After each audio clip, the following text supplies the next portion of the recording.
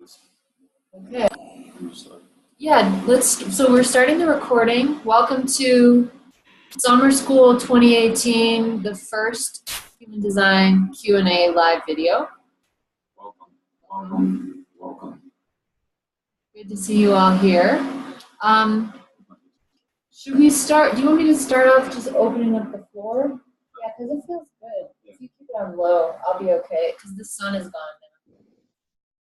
So apologies for the late start, but we've had the air conditioning people out 2 or 3 times, and they still haven't managed to fix the fact that the air does not circulate on the top floor. But it feels good in here now, so I think I'll be able to be okay and not fry out. So welcome everyone. I want to start tonight just by asking if anybody has anything they want to check in with. And if not, we can get straight to the human design questions. But if anyone had anything they wanted to share or speak on, open the floor. All right, well. I don't mind sharing. All right. Okay, well. I have an observation and kind of a question, I guess. Okay. You guys hear me okay? Well, hold on 1 second. Oh. I gotta do mine. Yeah, I gotta do mine. Manifesting generator. We gotta set the space. Skipping steps. We gotta create the sacred space so that the light pours in evenly. Right on. Not crookedly. See, look, I was waiting on Jocelyn to pop up in there. Greetings. Hey, Jocelyn. Hi. So, before we start, I always like to say just a quick word. But I just want to say, like we already said thank you guys for being here, but sincerely, I really, really, really do appreciate you guys being here. We really do enjoy working with you all and watching you all transform and just be strong warriors, going through the darkness and then opening up to this light. So I really do appreciate you all. And before we start, I always want to say, I love you. I forgive you and I accept you.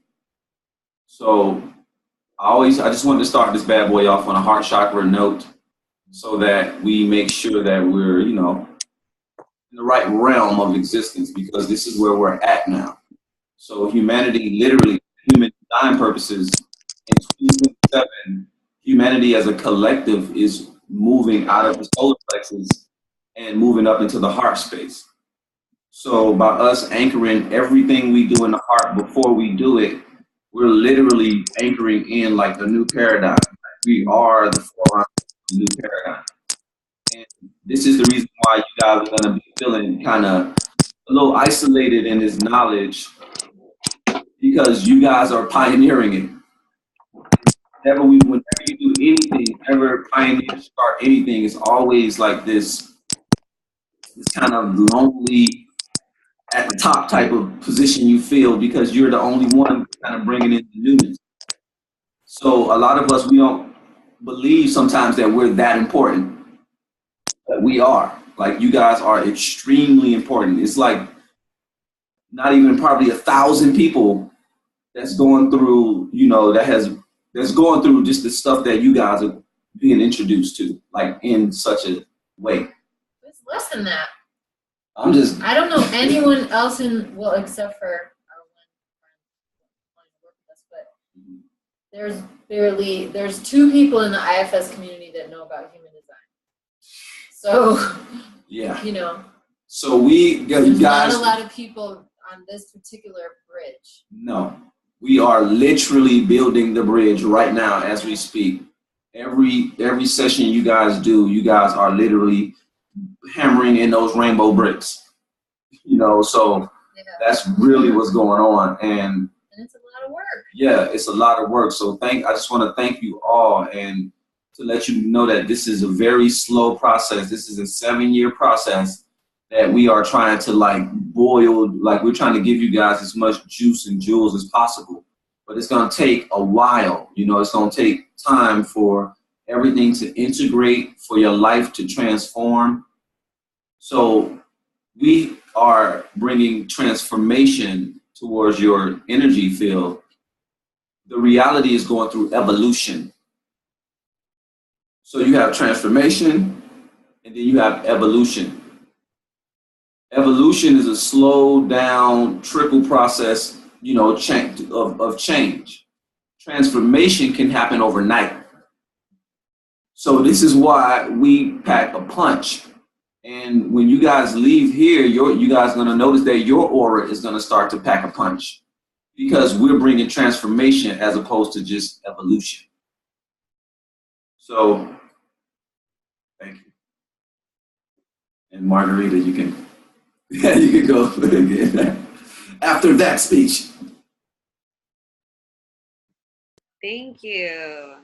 That was awesome. Thank you so much, guys. I just want to start off saying how much I appreciate both of you.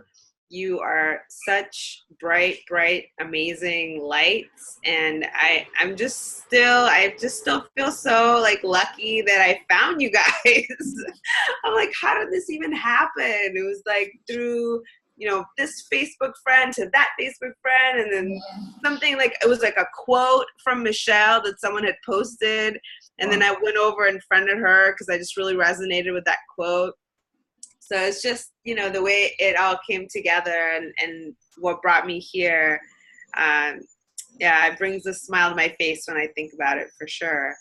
And that's kind of what I wanted to say, like my comment is, I have these periods where I feel like I'm so connected and I'm so in the flow.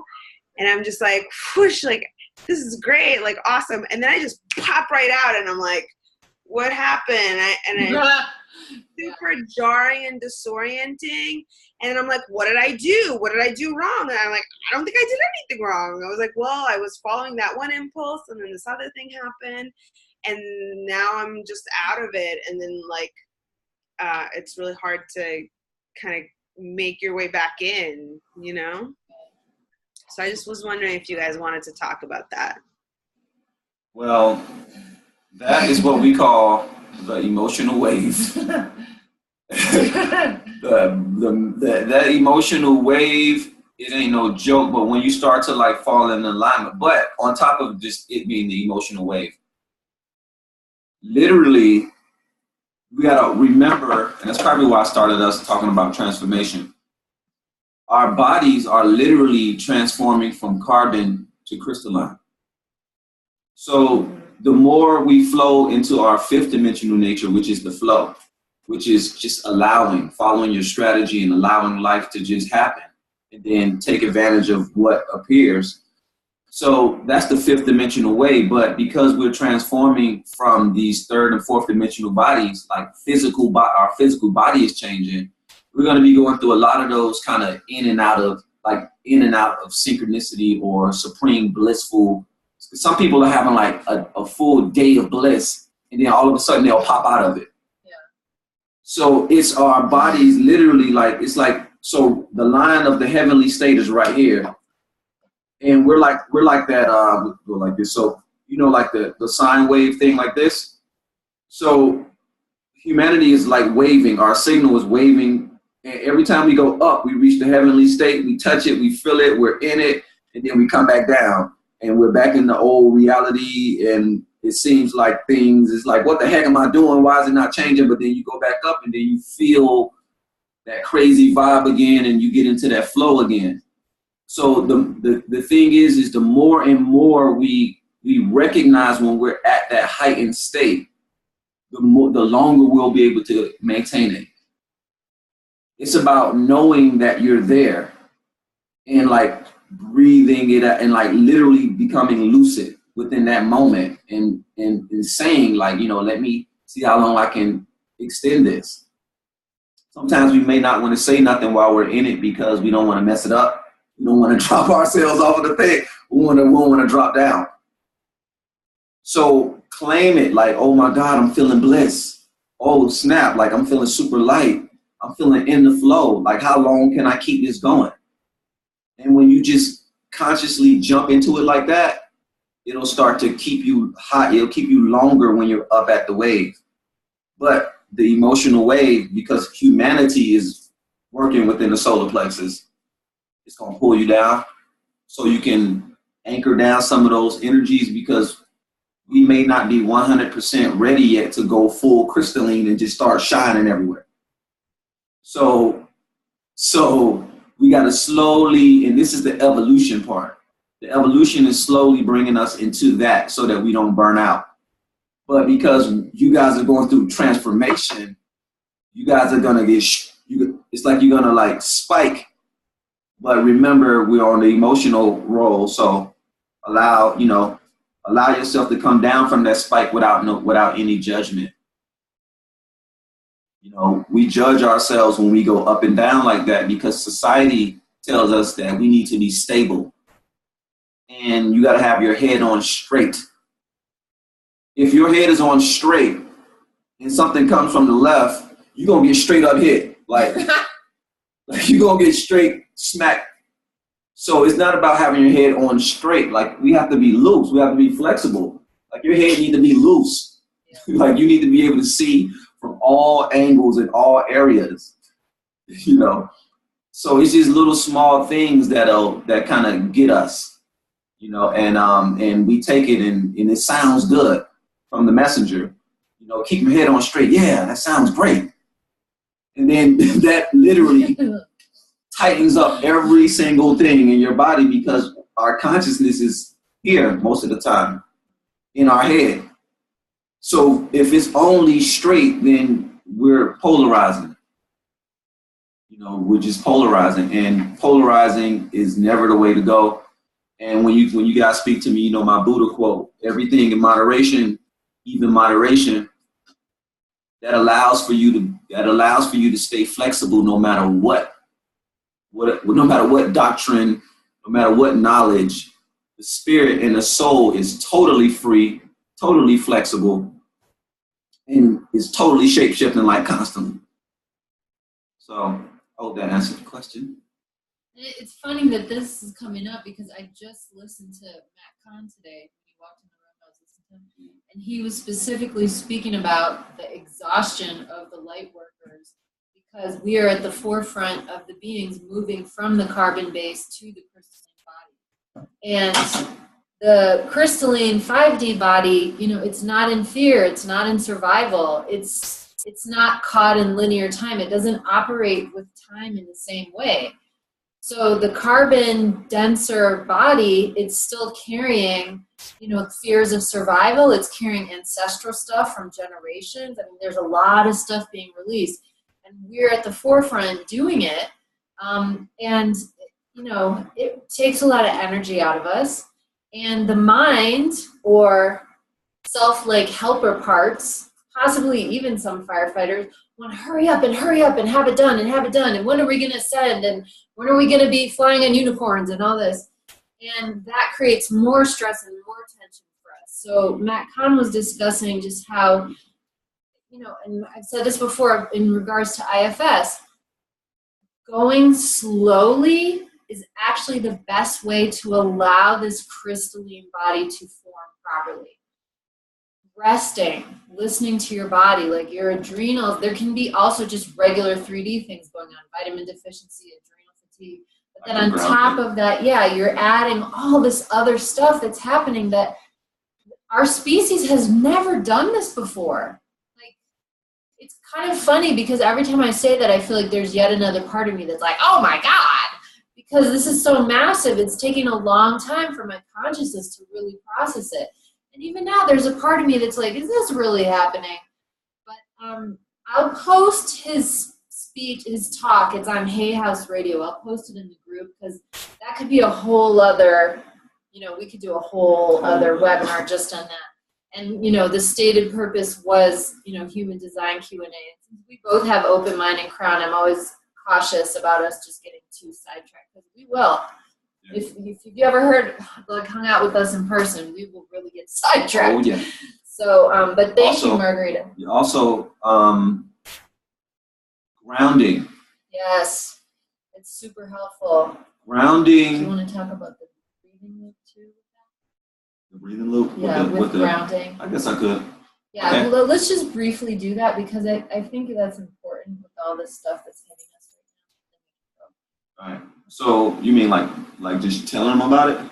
Yeah, just Okay. briefly. So grounding, and this is a part of being able to stay in those higher frequencies, like to be in that synchronistic state or that flowing state.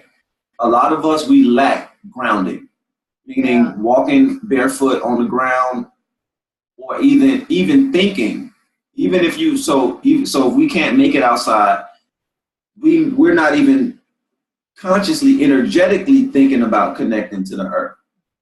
So the biggest confusion, well, I ain't gonna say the confusion, just put it like this. What's happening right now is there's grounding to the earth, meaning like the old way of existing, and then there's grounding into the new earth, the new way of existing in our transition where we're heading. So it's important for us to ground ourselves in the new earth. It can be called New Earth or Nova Earth or whatever you're hearing. Nova Gaia is a name. So grounding that energy, calling in that energy to literally, like for your energy to be grounded there as opposed to being grounded here. We're used to being grounded here because this is where we're at, like our old consciousness. So we literally have to go inside of our minds and literally say, I like to say it. I speak to myself and my cells a lot. So I state, I am intending to ground into Nova Earth Gaia. And when I started to do that, I started to feel my feet started to light up. So our Earth Star chakras, which is beneath our feet, some of you guys may or may not know about the Earth Star, and the color of it is black. So at the bottom of your feet, there's a chakra. Underneath both of your feet, in the middle of your feet, there's two chakras, and they both connect to one called the Earth Star. So what you do is you imagine in a clockwise motion, you imagine that area is starting to spin. And some of us may feel heat, some of us may feel wind, some of us may feel vibrations. When you start to feel that lets you know, or itching, that'll let you know that chakra, because this is where our attention is opening up. So this is what we do mentally while we are outside grounding, and we can do this mentally when we're just in the house, just sitting down. So you start to open up the Earth Star chakra, and then you state your intention. And you state, I am intending to ground in the new earth frequencies into my now moment. I walk around grounded. And you just say these positive statements as if you're already in it. I am walking around grounded into the new earth, Nova Gaia energies. I am grounding in the fifth dimensional energies now. So as you ground that in, with that statement, you add in and you bring in more light, because you don't have any frequencies out there blocking our communications anymore with our inner selves. That is done. So you guys call that in, and go ahead, Margarita. Hold on, you're on mute. I was just thinking that it feels really different, because when I've been thinking about the fifth dimension, it felt very much like upward, like the whole idea of like ascension, like you're going up. So this is really cool, like the grounding into it, but it's, I don't know, I'm not fully getting it, I don't think. Like how is it both up and down? Okay. Yes, ascension and descension. Ascension and descension. Yes. Ascension and descension. We ascend, meaning we expand ascension is expansion. The fifth dimension isn't up, it's inside. All of these dimensions, look at it like layers of an onion. These are layers of an onion that we are uncovering as we put our attention into it. So it starts off like this, our third dimension, and this is what we know. And then we ascend, we expand, and then the circle gets bigger. And then we ascend, and then the circles get bigger. But we're still here. We don't go up. We don't go down. We become, it's like you go in. It's like this inward, outward motion. So you ascend into the higher frequencies, but you need to descend the higher frequencies down into your physical experience, or else it'll stay in your head. The head and what we think about is what we call up. This is what we're getting confused. Because this opens this is a doorway right here, this third eye area, and then it takes you out into, and you guys will notice more once you start having out of body experiences as opposed to lucid dreams. When you have an out of body experience, you realize you don't go up. There's no going up or down. You literally, you're out. It's like you're out and you're in that reality, and it's like, well, I didn't float up. I didn't do none of that. So what is really going on? So we all were used to praying to God, and we would look up into the sky as if the sky is what's bringing everything, as opposed to, our knowledge of everything coming from inside of us. But then we have the native indigenous tribes around the world who have been visited by the sky people. So they give you this energy. They've been giving out the knowledge of the sky people. So what do? We expect something from the sky. We expect to go up because the sky people brought the knowledge. They brought the expansion. So we're always looking up for expansion when we're supposed to be looking in. And it's confusing than a mug. But the good part about it is that we don't really need to know everything about it for it to be happening. The key is opening up so that you can allow more of that frequency inside of you. And then when you do that, you will literally start to get the knowing. You'll get the aha. You'll be like, oh, okay. Because it's something that can't really be explained. You have to feel it, but also experience it. And this is the reason why I'm so adamant about the lucid dreaming and things like that, because those questions get answered immediately when you leave your body. Like immediately, like things you just start to integrate things that just wasn't there before, because we expanded bigger and bigger and bigger, and now we got more capacity to bring in more knowledge and information. But our 3D self is kind of slow. It's like slowly expanding. But our energy body self is huge. So this is what this whole thing, this is why we say patience and all of this, because these things are going to start trickling into your system, these knowings and things like that. But yeah, ascension is not really going up. It's just expanding your awareness, expanding your consciousness, and then being able to have that expanded consciousness and awareness in your everyday physical existence. I'm thinking now of, so Kayvon and I did a couple of courses with a coach that we really like, named Peter Rogan, who does DNA activations. And, a lot of it is proprietary information, but some I think I can barely share with you that one of the exercises we did was we took really upper chakras, like 13, 14, and 15, and we kind of sewed them into the first 3 chakras. And I feel like that for me was a real eye-opener about what the ascension is, where you're integrating. It's not just this lofty thing, but you're like actually integrating that into the embodied physical realm. And I feel like another thing that's going on is, you're speaking about praying to God, and it's always the man upstairs, right? And it's always a man. Some of the other issues that's going on is that we're having to integrate the feminine with the masculine without one being predominant or, abusive or abused.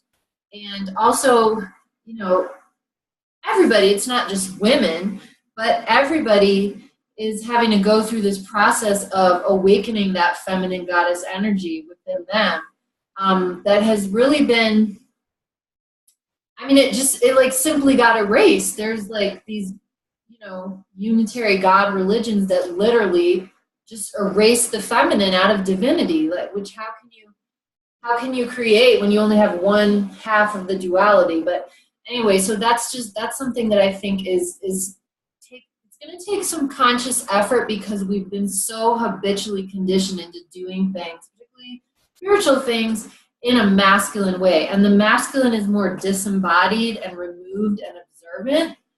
And the feminine is much more relational and kind of in it and embodied. So if we can really honor that, and just honor that the physical body, it needs rest. Like, this process is really intense, and even if you're not physically doing a lot of stuff, like, you still might need to take a nap, even if you're not a projector or a reflector. Like, so when you feel tired, just honoring that. I feel like, I mean, maybe you can speak to this, and I can kind of weave this into the human design issue.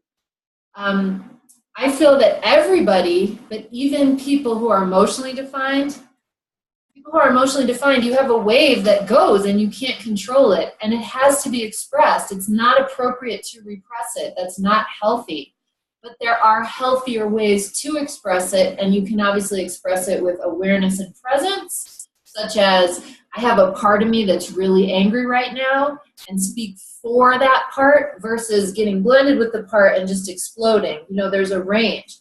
But it's important to know, whether you're emotionally defined or not, but particularly people who are emotionally defined, you've got to express the wave. You cannot diminish it. It's got to be expressed, but expressing it in a healthy way. And part of that is caring for your body. And just what I've noticed with people who are emotionally defined, when you're not caring for the body, when you're tired, when you're at your wit's end physically with your energy, you're going to have less control over expressing things in a healthy way.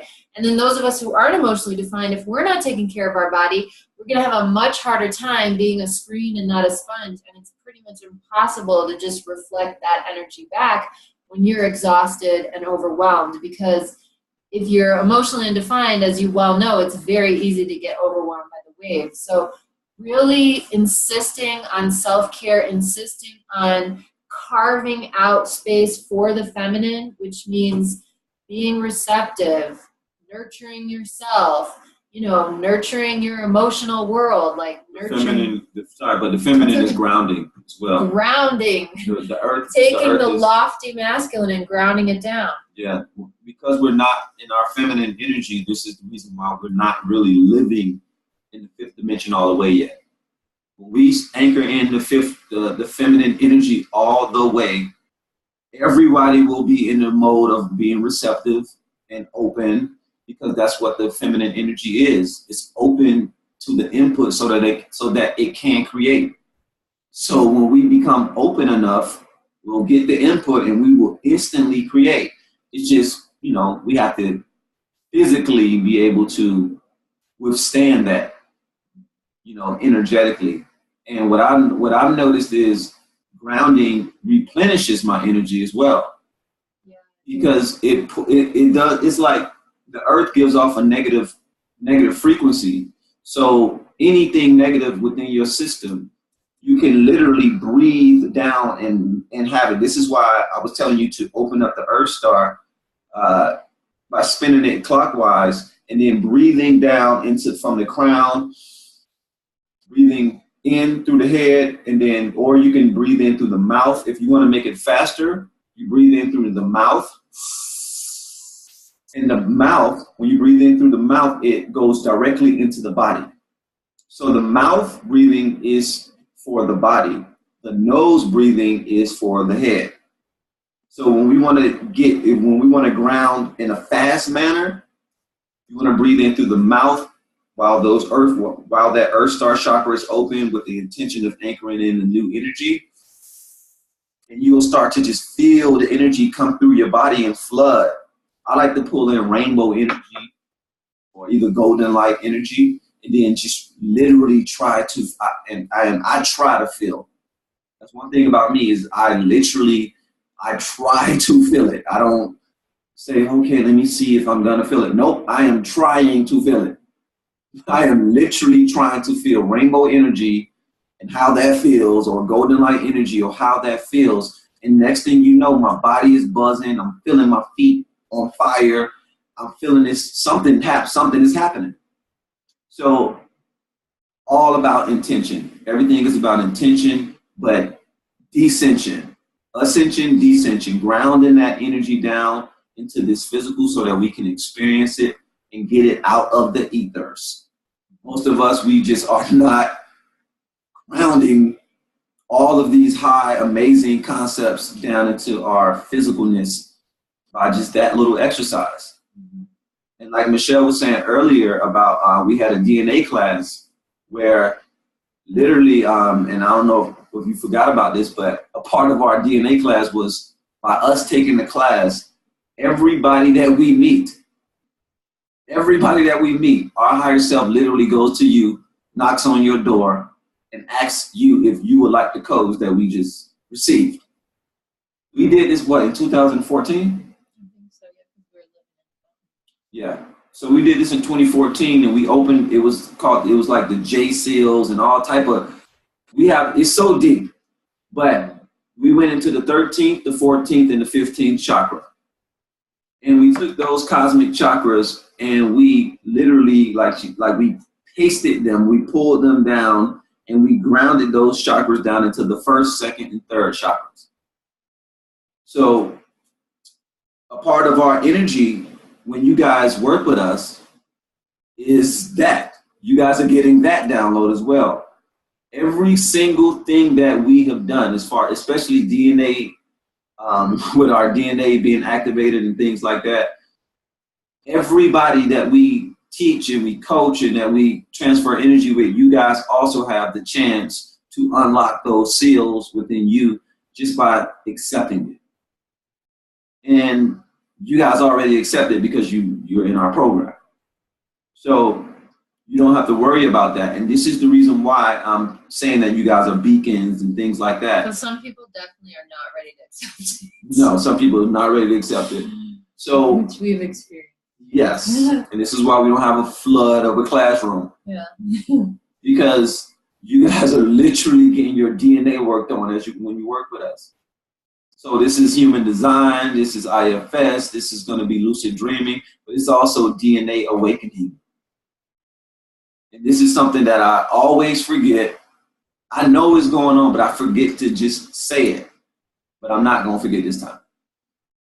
So. And just really briefly too, in terms of, the ascension, descension, the masculine energy, it gets juice from the feminine. Okay, so the masculine puts pressure on the feminine and it feeds off of it. But in return, the masculine is meant to bring the feminine up with it as it ascends.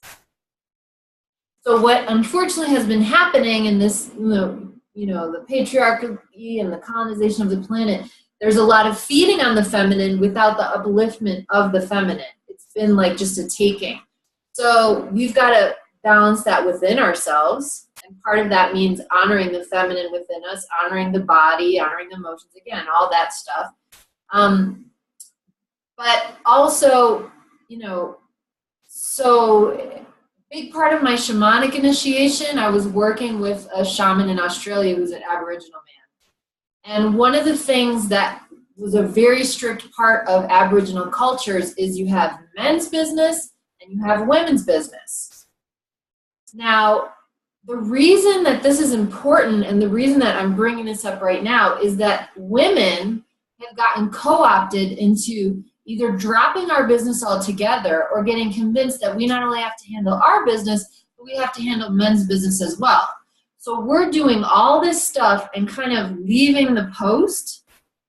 And a lot of feminism, unfortunately, while well-intentioned, has kind of led people to believe that women's business is unimportant, when in fact it is extremely important.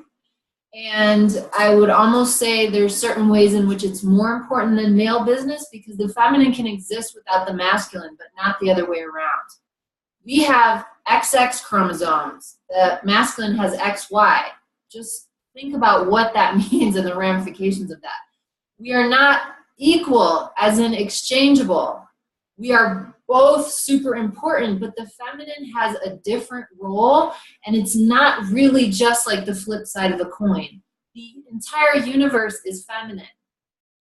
All of the feminine, you know, spiritual work, physical work, everything that the feminine encompasses has gotten either neglected or just kind of handled in a half-assed manner because we've been so encouraged to think that our liberation involves being a man.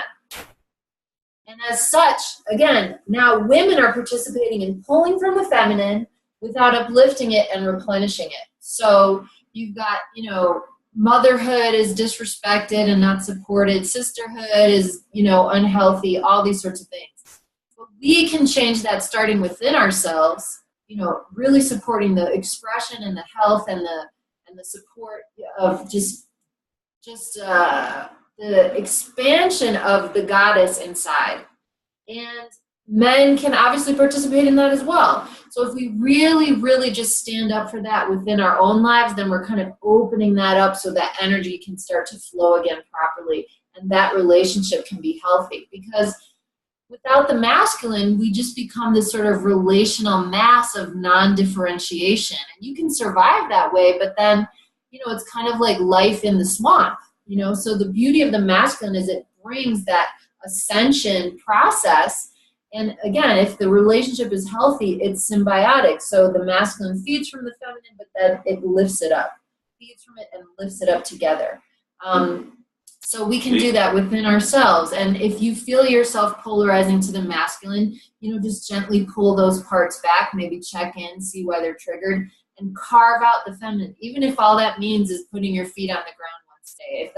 If that's as far as you can go right now, that's fine. But we can all be a part of balancing that out. But shall we go more directly to human design?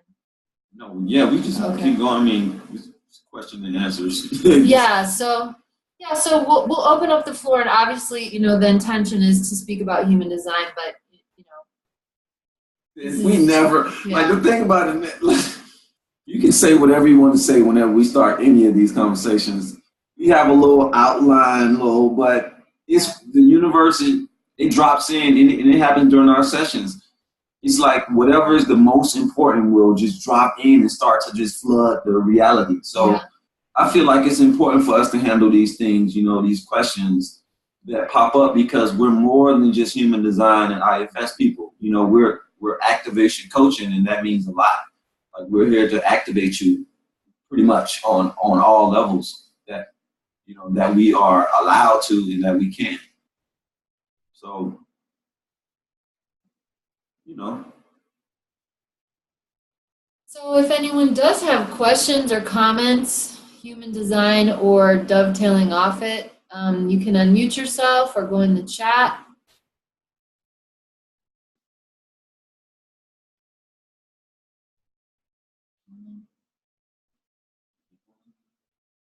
Okay, so maybe we can ask the question, has everybody seen all the videos yet? Yes? Yes. All right, cool. This group is really on top of things. Yeah, you guys are so on point. You guys get the A+ on the homework for sure. Yeah. So, I mean, literally, whatever you got, just come on with it. Okay, I have a question. This is kind of funny, but I was just texting with someone about it, that I feel like, you know, I have so much going on. I have these businesses. I have these ways that I want to share myself with the world. And, like, I put my stuff on Facebook, and I feel like no one sees it. Like, my people who are, you know, in my friends list, I feel like no one sees it. And I'm just curious, like, how you would say to, you know, best work with that energy of, like, it makes me super fucking frustrated, because I'm like, this is something I feel so deeply and I know is so important, and, like, I want to get it to the people, but I'm having, you know, it's like I can't quite get it out there. Are you initiating or are you responding as a generator? So there's a famous story that Karen Curry Parker, who's a very well-respected human design analyst, tells, and I'm pretty sure I've spoken about it in this group, I'm not sure, but anyway. So when she first started studying human design, as all you can relate to, she was super excited about it. Went and set up a workshop because she's thinking, this stuff is so great. I got to get it out there. Like, this will help so many people. So she goes and she puts flyers around town. She takes an ad in the newspaper. You know, she's emailing people. She rents out a hotel suite or a hotel, you know, what do they call it, conference place. And nobody comes, not a single person. A few months later, her friend says to her, you know what, Karen, this human design stuff you're doing is really amazing. You should really do a workshop. And she did the exact same things, rented the same space, put the same flyers up, and like 30 to 40 people came or something like that. So this is one of the big, so this is why, you know, this bears repeating. With human design, all the other stuff, like the videos that we showed you about the 9 centers, that's really important foundational. But even like the 6 profile numbers, all of that mental crack rock, it's a lot of fun, but if you're not following your strategy and authority, it's not going to make a difference knowing all that stuff. The other issue I would keep in mind too is that you are a 6-2, so the 2 is going to be called out. And the 6, until you're age 50, a lot of your interaction with the society is going to be like, meh. Yeah. Because you're not fully formed yet. Yeah. And it's super, super frustrating because, especially if you don't have this information, you're like, am I like incompetent? Like, what is wrong with me? And you see all these other people doing stuff and it sticks and it grows and you're like, why can't I do that? The 6 has to go through, you're on the roof stage right now. So you're in this aloof stage, flipping between the subjective and objective all the time and like basically observing and gathering information so that you can walk out in that 3rd stage around age 50 as a living role model. And that takes time because you're not just sharing information, you actually have to be the information. With the 6s, you guys have to be the information that you give out. If you are not that information that you give out, it's only going to barely stick because your energy is meant to be seen as it. So people like to see 6s after they have been through the transformation. Yeah. Like they like to see you after you have been through it, then you tell a story about what you have been through. This is like the story of the 6s. You go through all of this crap, nobody knows. It's like, what the heck is going on? And then out of nowhere, you're that person that lost 200 pounds or your skin is now crystal clear when it used to be super pimply and your hair is super long. Like you're the person that goes through all of the craziest transformation, but you look so fresh and clean at the end. And that's when we're ready to see you. We're ready to see you when you're actually at your finish line. Because that's when you're at the most potent. Nobody was speaking to Buddha really when he was like kind of just going through the forest and doing this thing. Like, you know, when he was being emaciated, he wasn't eating and all that. Like, he was kind of in his own zone. He didn't have groups of followings and nothing like that on his way to becoming the Buddha. Because he had to go through the process. I mean, we don't, like, nobody even sees the caterpillar when it's in the cocoon. Literally, there's no interaction with the outside world. And that's the middle phase of the 6. That is the middle phase. And no matter how juicy your words are, like you will, it seems like, you know, some people, they'll say, you know, the rain is now cold. 500 likes, 35 shares. Yeah, like what the, like they're not talking about enough. But you know, the background may have some good little vibe in it, you know. So a lot is going on with these people. They can be, you know, it depends, you know, some of them may be a projector, you know, that's been invited, called, you know, to shine a big light, or it can be somebody it can be manifestors. Manifestors are good at that, you know, kind of. You can they're at the top of the energy pyramid. They initiate and everybody else kind of flows behind them. They're the first step. So they can kind of get away with kind of putting things out there and then getting a certain kind of pull from people because manifestors will literally block, they will block the, not block, but they will repel. It will repel the obstacles. So a lot of manifesting generators can have a lot of power when it comes to putting things out there. But you have to have literally in your mind that, oh, everybody's going to get this. And but with me, I like to, whenever I get called to put something out there, sometimes I can put the most deepest things, and it's so funny because some of the most deepest things get the least amount of views, it seems. Yeah. But what I learned was that it's because it's so damn transforming.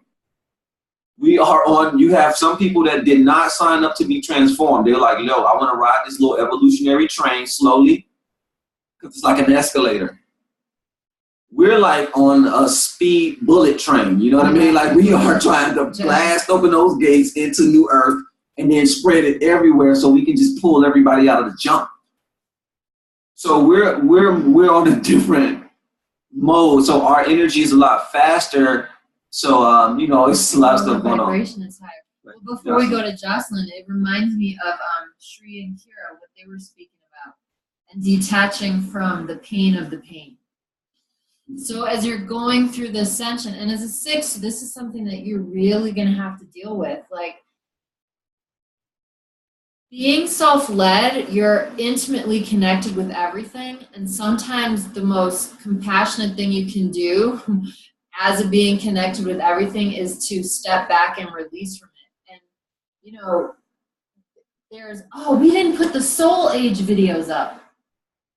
That's what we got to do. I was like, I know there's something I haven't shared this semester. Yes. Okay, we're going to have to put this up. I'll check this out when you finish. There's a real confusing thing that's going on, and unfortunately, one of the biggest problems with democracy has to do with this is there's a lack of recognition that there's such a thing as a soul age. And before you get to the old soul age is a stage called the mature soul. Mature souls get into spiritual activism.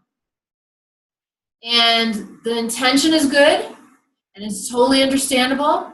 And I feel myself getting drawn into it all the time because they're cutting down the rainforest and they're putting chemicals, even in my own backyard. The sludge is getting dumped into the nature preserve and all this stuff. It's so easy to forget that that is the shadow of what's really going on, and the cause is not only inside, but inside, meaning in these other dimensions. And we're really going to go in on that next month about how the causal plane is not here. This is the plane where we react to what was already created on another dimensionality. So, being able to detach from the pain of the pain is a major, major step. And it's so counterintuitive because it feels like, oh my gosh, the people are lost, the people need help, the people need this, and you want to really get involved in that. But it's a trap because it's putting your energy into a losing game of catch up because you're just reactive.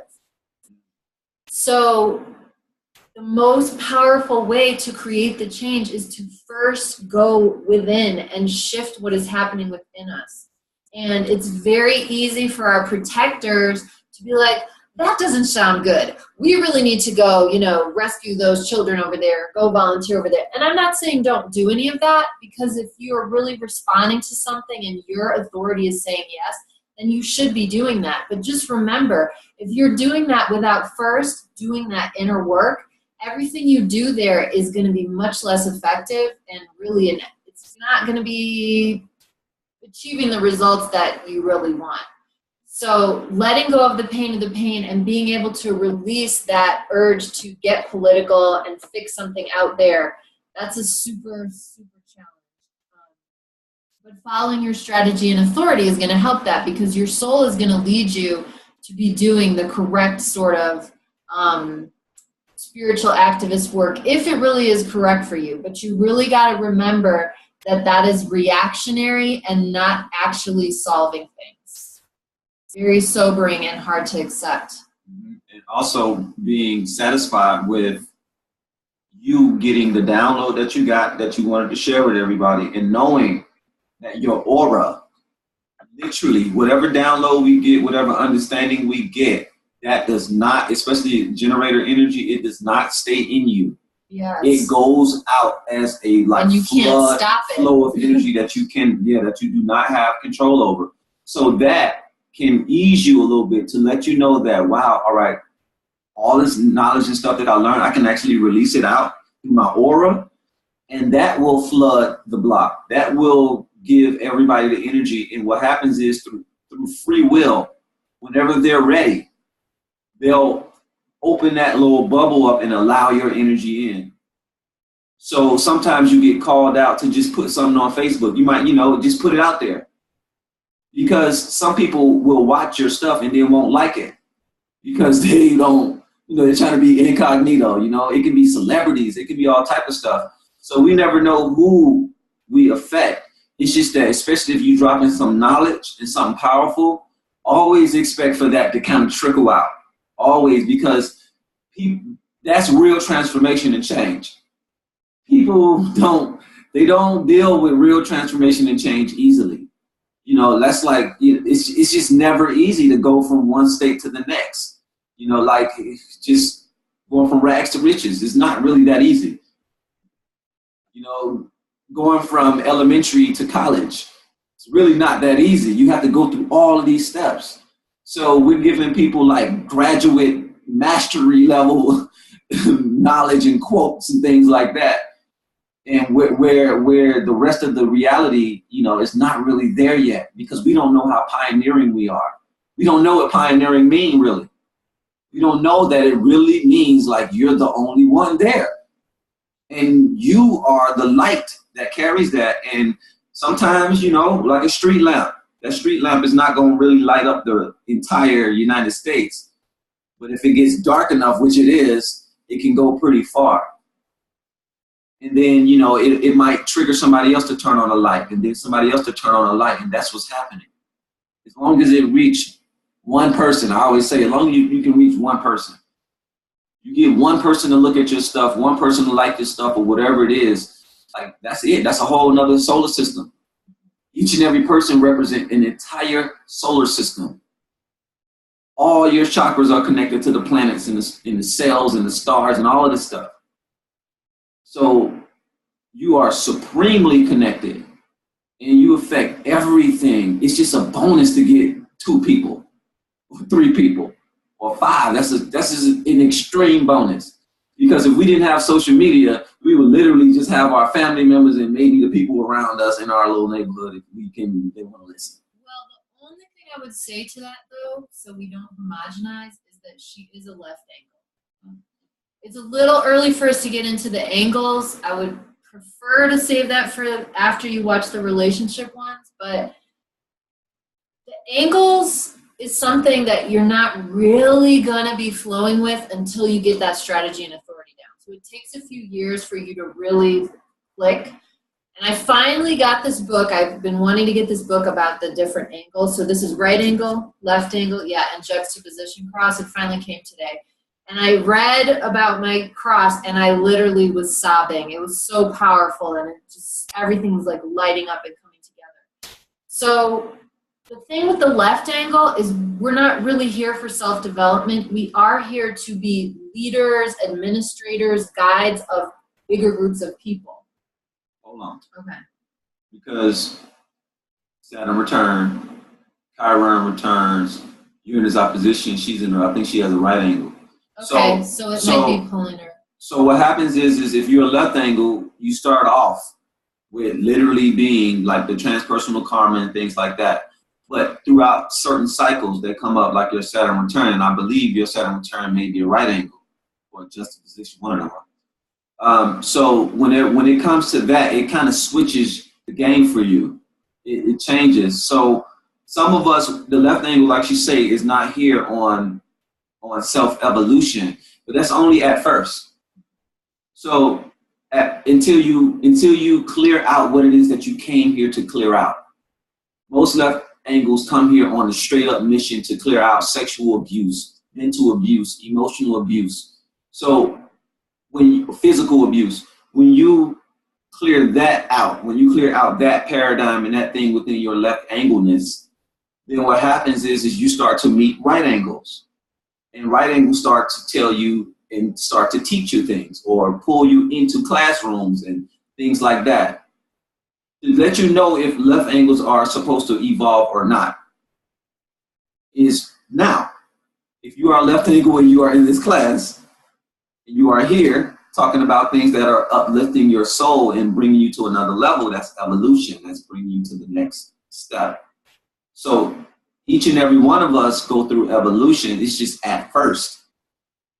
Left angles, they got to clear it out. Like you got to clear out the drama or whatever it is that's kind of, that made you come here as that left. Once you clear that out, the left kind of transforms and now it's kind of like a free soul, but it's still in the consciousness of Eden, in the consciousness of helping out, helping others, and cannot stand to see, you know, if you have it, you will still have that impulse to give, regardless of that, if that person can give it back to you or not. Because you're constantly going to be placed in situations where you're like cleaning up messes, whether you want to do it or not. Sometimes you want to be doing it gladly and it feels good. Sometimes it's like you're literally the only person with the skill set in your whole neighborhood.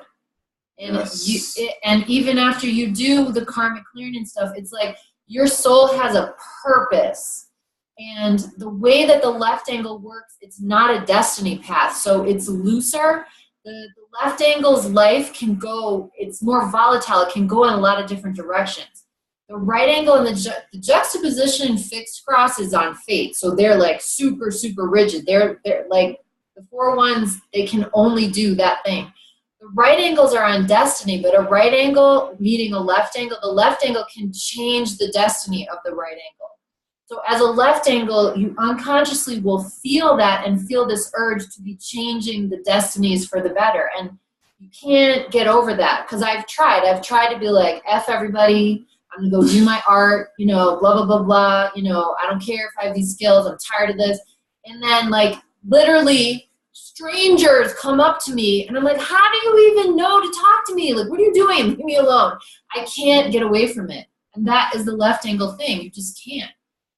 Whereas right angles, the right angles, you do have an impact. It's just you do it by a focused self-development. So it's just a different focus. But again, we can talk more about that in the next one, because I do want to focus on, you know, the That's good though. It's Yeah. good. It's good because we're answering some real good questions. Yeah, that's a great question. And So Jocelyn, what it comes down to is, if you're a generator, wait to respond. That's really the one sentence much. answer. But Jocelyn had her hand up before Elizabeth, right? Yeah. Okay, so we'll go to Jocelyn and then we'll get to your question, Elizabeth.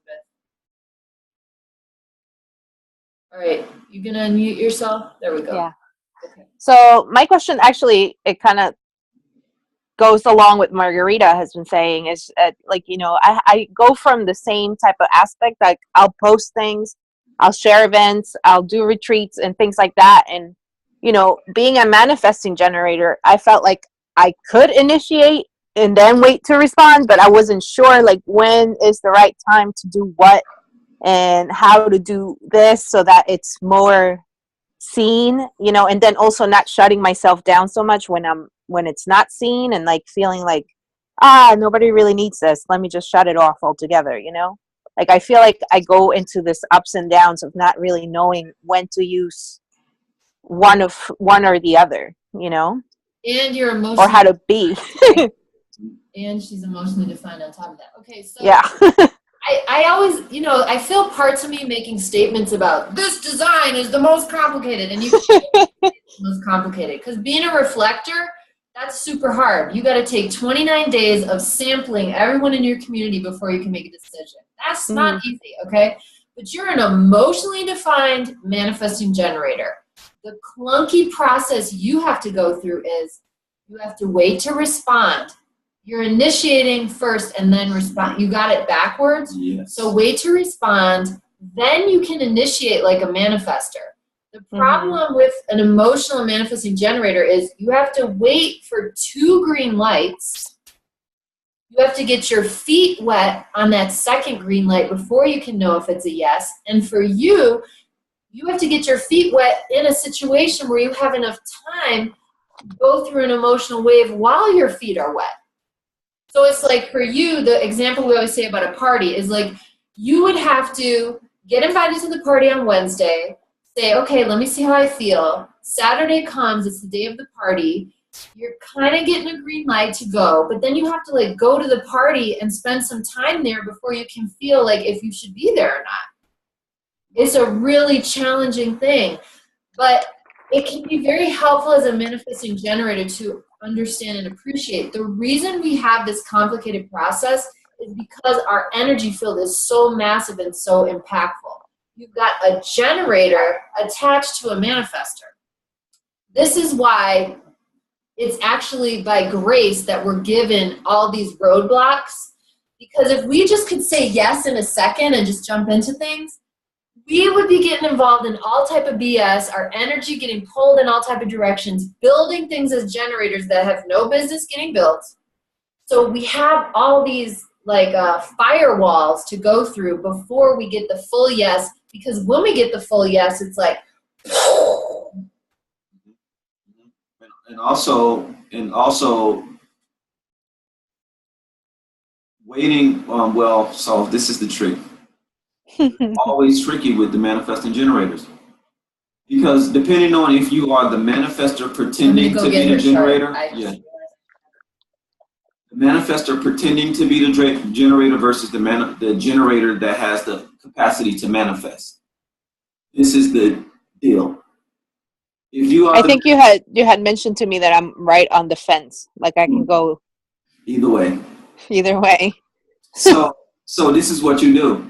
So a lot of what you should do is so you can, this is just an experiment you play, right? You can inform people about what is about to maybe happen. This is how you start. Mm-hmm. And then you do like Michelle, she started to do polls. Most of us don't utilize the polls, like literally taking polls of how many people would be interested in blank. This is the manifesting generator like cheat code method, because you can state stuff, which is the manifestor part of you wants to inform, big time. yeah. The generator part of you just wants to receive. That's it. It just wants to receive what it gets, what it puts out. The generator, the pure generator is a feminine aura. The pure manifester is a masculine aura. Mm-hmm. You're dealing with a masculine and feminine aura as a manifesting generator.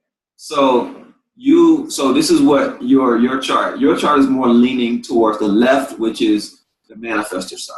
Okay. So you have more of, even though it's kind of still in between, because I'm looking, your manifested side is on your left. The side that makes you a manifesting generator is on the left side of the chart. So it allows me to, it's close to all of the PowerPoints and all of that. So you're going to feel more like a manifester because you have 20 and 57. And that is like this instant knowing. And when you get that, it's like an impulse to push out things. Just as fast as you get it, you have an impulse to push it out. Mm-hmm. So putting it out there just to inform people. So you have two campaigns you run. The informing campaign and then the responding campaign.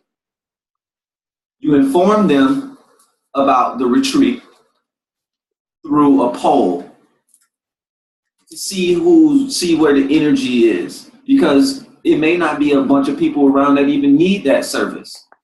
Mm-hmm. Because a lot of the times what's going on is just us. It's just us going through our transformation and us wanting to spread that healing to others. Two, we have knowledge that it seems like it can be more than just some knowledge can just be, like, for instance, I got the knowledge to cure cancer. Things like that. I didn't have cancer, but my mom had it. I got this book that talk about all these natural cures for all type of stuff. Mm-hmm. So, I got that, I could have been, I tried to tell, and it's so funny because I dropped that book a long time ago. I tried to give everybody this junk and crickets. Yeah. Crickets, something that can totally heal everything. Crickets. So what I learned was that the frequency, the flow of society wasn't there yet. And it was something that I was supposed to learn and go into because I was gonna have to help my mom out. It was like that personal. Mm-hmm. So a lot of our stuff that we want to share is like super personal, and we can't share it to the masses. So and human design, it's who even said it's not for everybody. Like it's really a lot of people. Okay. Yeah. So it's important for us. It's important for us to do these little experiments or have these informing sessions or these polls, like having a poll out there and seeing where people's minds at, seeing where their energy is. And then from that, you can kind of restructure. If people answer back on that poll, that's the second green light.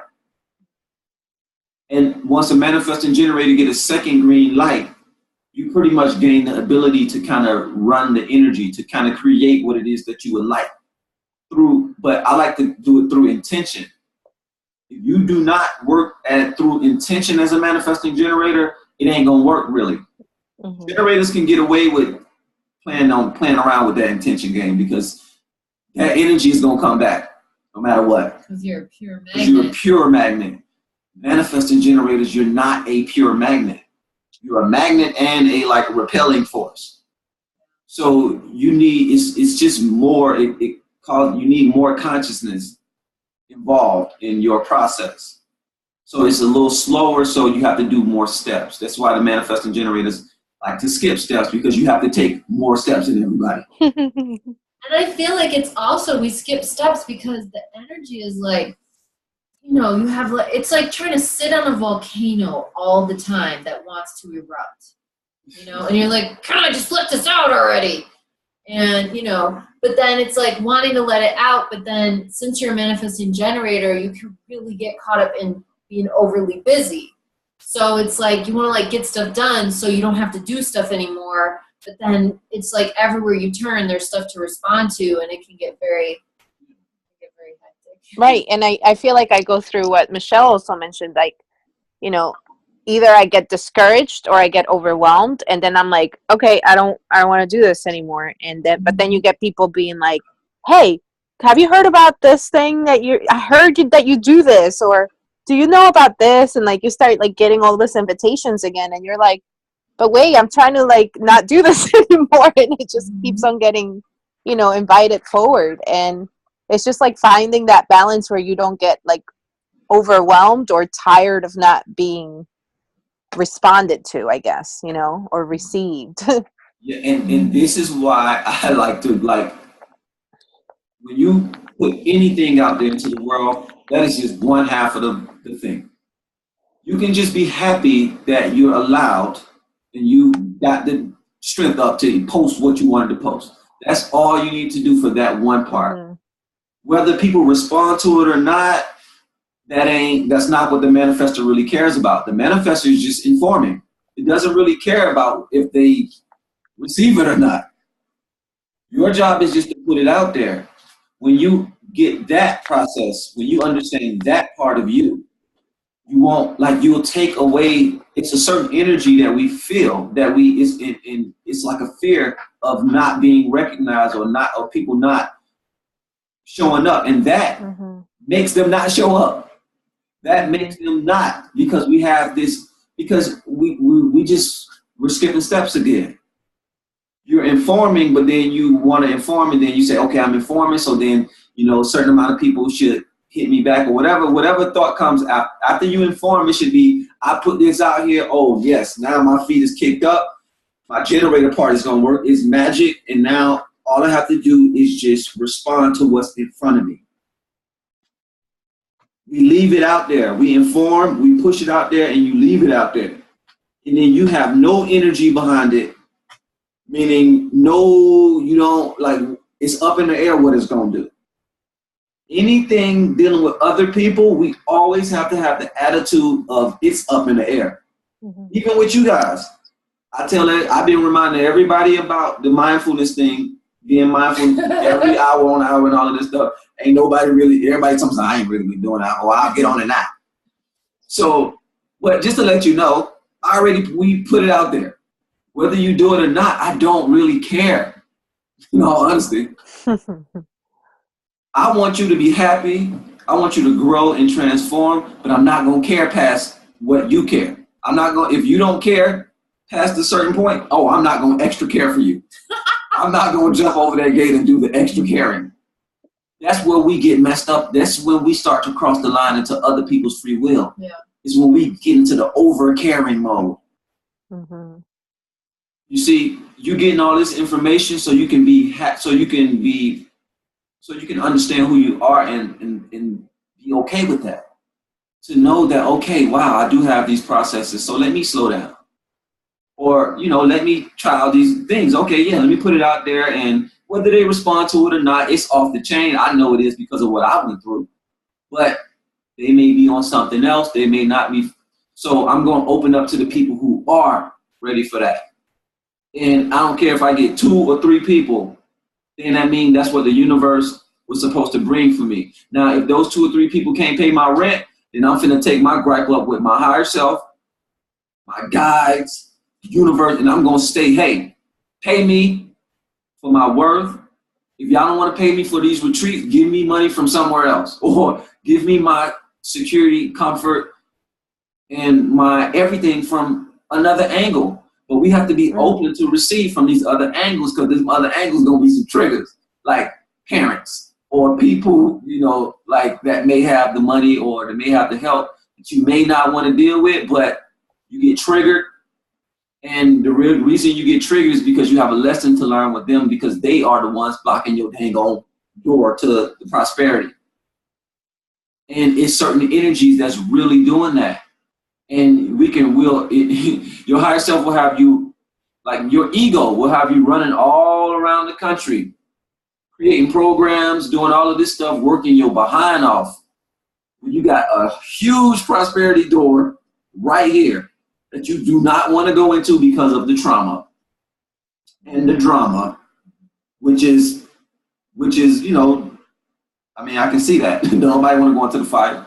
But in order to grow, in order to purify, I was just talking about sexual energy with, I don't know if it was you, Marguerite. It was you, Marguerite. And we were talking about purification and how fire is the first step in alchemy that's activated, which is the purification. And if we do not go through that fire, we cannot be purified. And that fire burns. You argue with that fire. You want to fight that fire. You want to destroy it and shoot it. So, and that fire is these families, yes, family, certain friends, certain cohorts, that will trigger the mess out of you, because that's the fire that you need to go through that transformation process. And once you go through that fire, you're going to be putting stuff out there that people are going to really be responding to, or not, because you're already purified. You're going to be experiencing abundance from all angles anyway. We have to remember to call in our abundance from all angles. Some of us have activations in our chart to where when we don't have the money or we don't have the funds and finances, the reality literally activates for you and waits on you to ask it. So I'm just going, I hope, I don't want to put your business too much out there, but it's for my friend Karen. You have that activation to where when your money gets low and your things get whatever it is, literally the reality starts to work for you and like comes together and wants to help you out. So if you don't have the money for something, all you have to do is ask. And it will happen. We didn't hear you. I didn't hear you. Your sound is not working, Karen.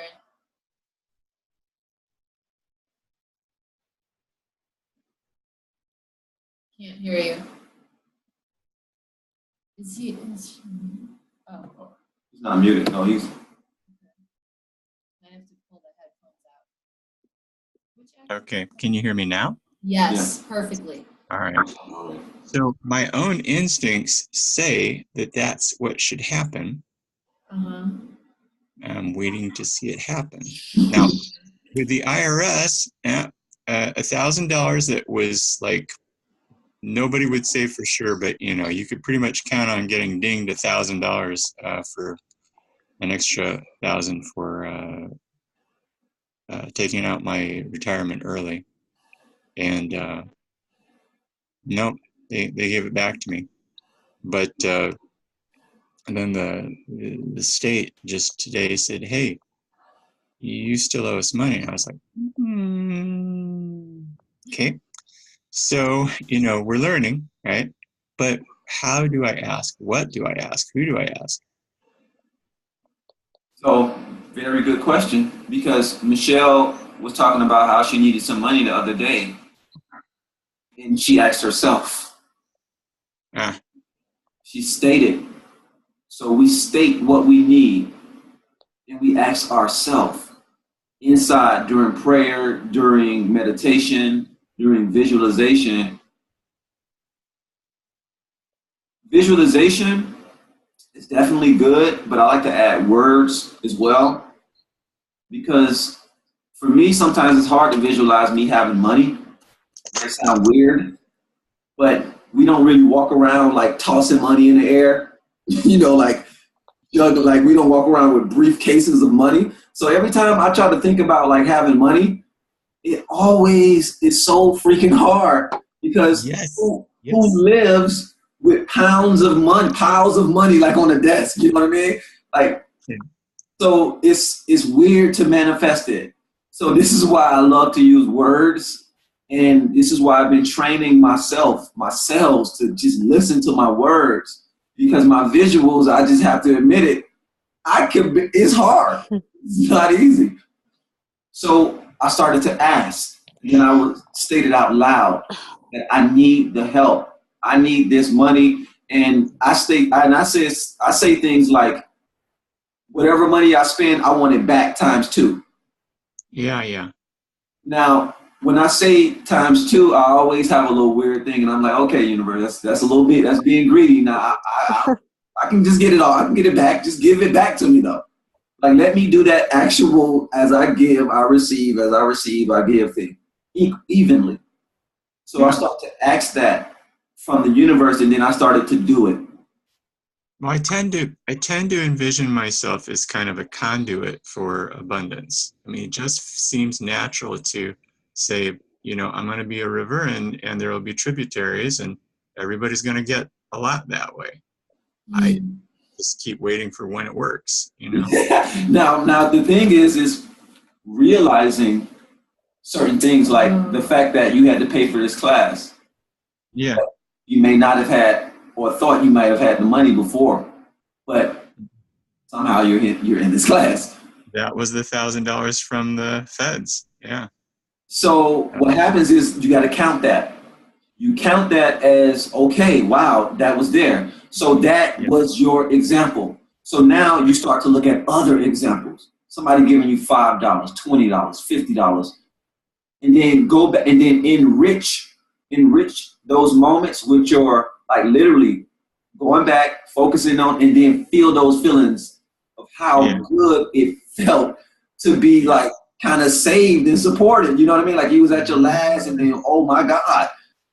Okay. Yeah. There's been a few of those over the last, a few,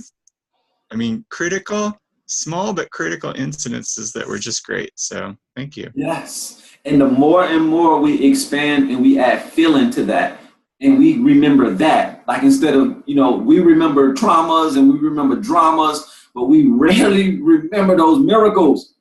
Well, I'm gonna start journaling, like do a visual journal of those events. Yes. Kind of keep track.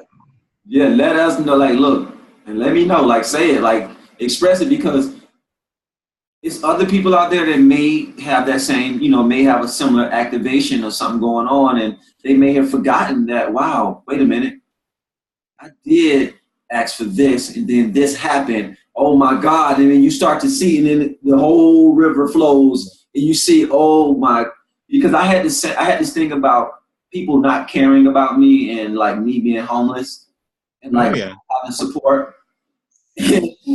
And then I realized how many people allowed me to sleep on their couch? Yeah.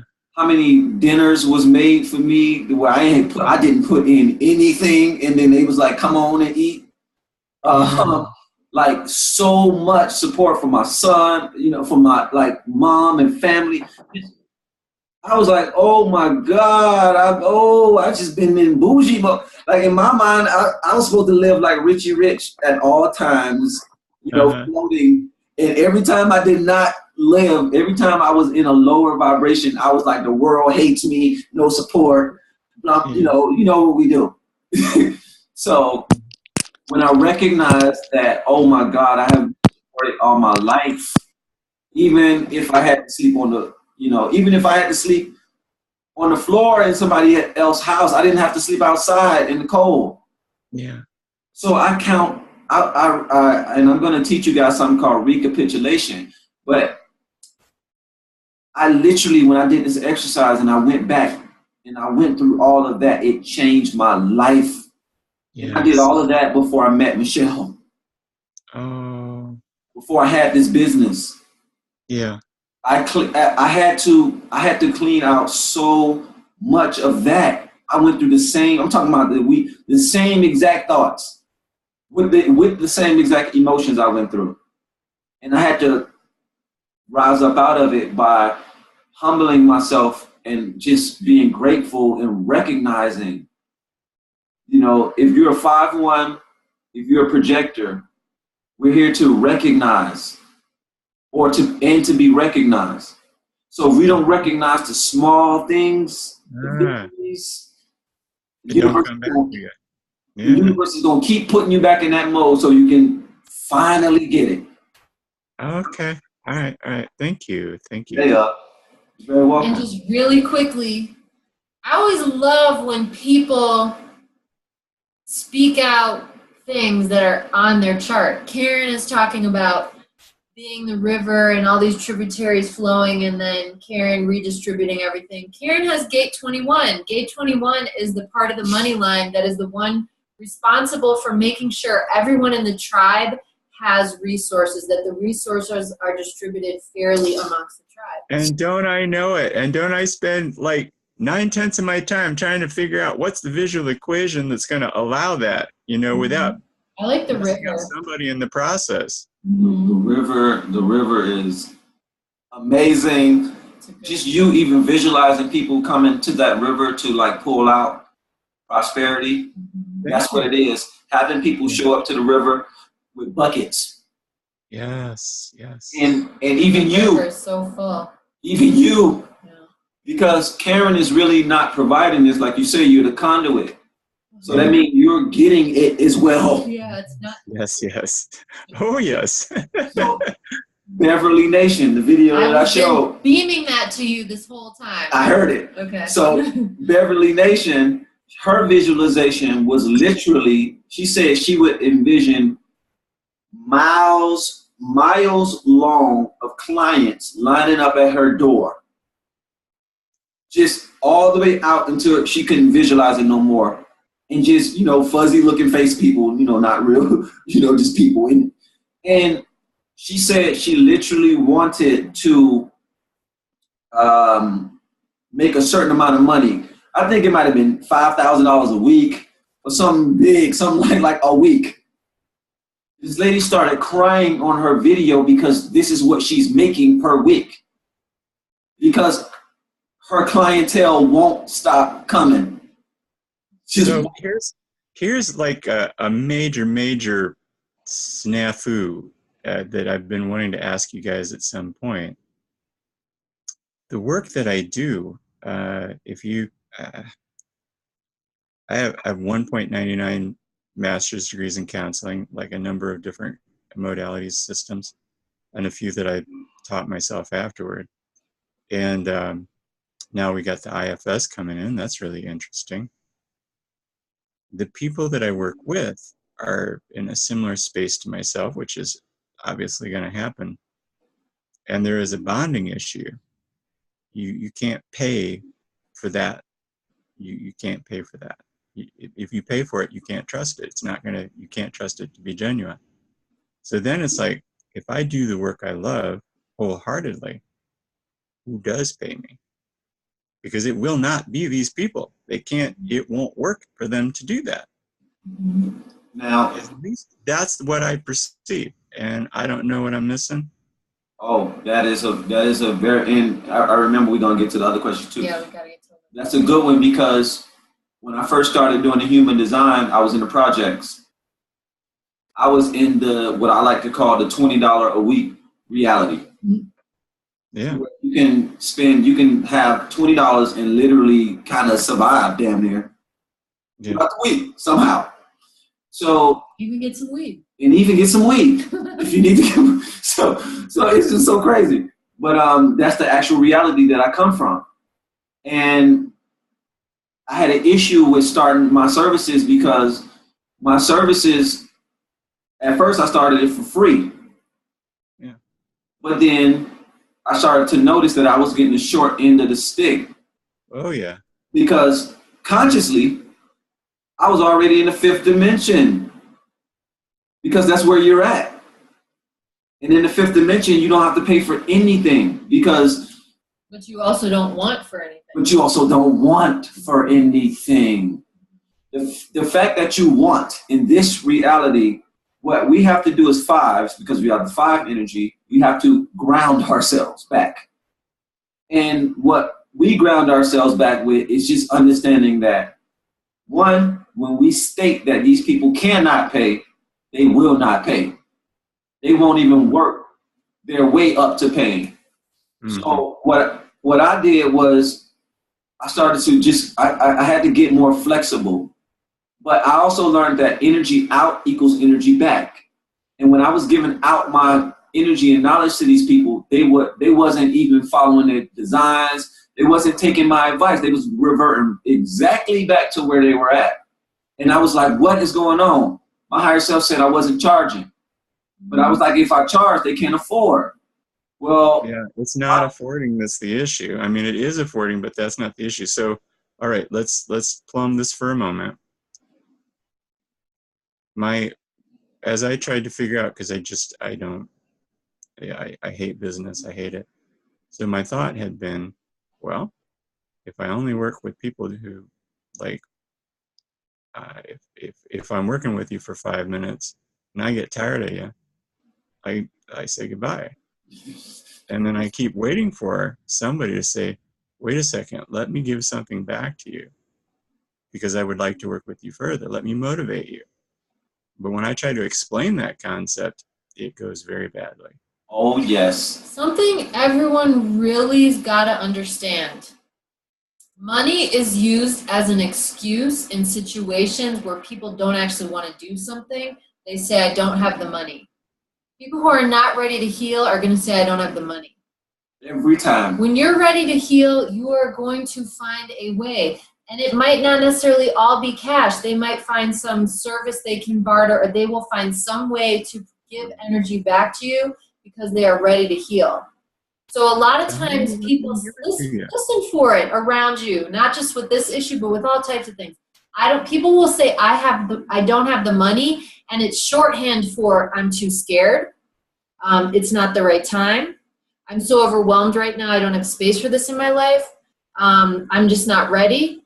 Or my higher self is like, no, you're not ready yet, because X, Y, and Z have to happen before you do this so it can have maximum impact. Instead of us being aware of that, we just say, I don't have the money. And it's usually a manager that comes up and is just like, I don't have the money. And that's shorthand for my exiles are too fucked up. My firefighters are too crazy. Everything is too unstable. I'm not ready. So if people are shorthand for leave me alone. Yes. Yeah. And if that's happening, you've got to know that everything is a reflection. So if people around you aren't ready, it might be because you're at a time right now where you're not really ready to be caring for them, because it's your time to work. On you. You're in a huge transition right now in so many levels. So you have to work on your inner healing and expansion before you can attract the people. So put it like this. Even now, I've been doing this, we've been established for some years. When I'm not ready on the inside, I get 0 clients. I watch it happen. Like, I literally watch him, like, switch off and on, and then out of the blue, he'll get, like, all these clients. We didn't do any advertising or nothing. Just people will appear who, like, I saw your video. We don't even know them. They're not even on our Facebook group. And then Kayvon will get tired, and he'll literally, it will, like, be like, it will fade, because I need to learn something new. Something that I was teaching may be old, and I need to remix it, so I can't say the same thing anymore. So I have to figure that out before I get my next client, before the universe will even open it up for me to get another client. So it's okay to follow the intuition that the reason why I'm not charging is because I have work to do for myself, and that's the pay I'm getting, is the emotional kickback, the healing kickback from doing the work that I do with people. Yeah. Once Yeah. it's resolved to a certain point, it will then I'll see that I can switch over to services for other people that are not so personal. Yeah, yes. Because, well, and also just know, when you charge, like you say, it carries a certain responsibility. Yes, exactly. So when I started to charge, I was like, oh my goodness, like, I can't play anymore. Like, I actually have to be like a real professional. I have to like actually do it. But then I started to realize who my clientele was, and it was the way I didn't change anything. Like, it's people. I'm dealing with real people instead of robots. So I can, I'm professional and everything, but I'm me. And in being me is everything for my sessions. You know what I mean? Like, I'm not trying to be a human design coach. I'm just being Kayvon. I nerd out about it. I nerd out about all of this stuff, but that's who I'm just being that. And it takes so much pressure off. But just know, when you are ready, you're gonna start charging. And the charging thing, like I say, it's what I've been told from my higher self is this is what we have to do until we shift all the way. Until we are in light bodies and we are walking through them portals and taking stuff out of stores for free, we gonna have to charge for the service, because when you say, hey, my service is, say, $100, it makes, like, if the people really want to work with you, I done had people say, Kayvon, I've been saving up to work with you. Mm-hmm. I have a 15-year-old kid that I was going to give a reading to in London. He told me, no, I don't want a reading. I want to get a job. I want to wait till I get a job and save up. And I don't want you to give me a discount. He want to save up and like actually make his way up to that. Yeah.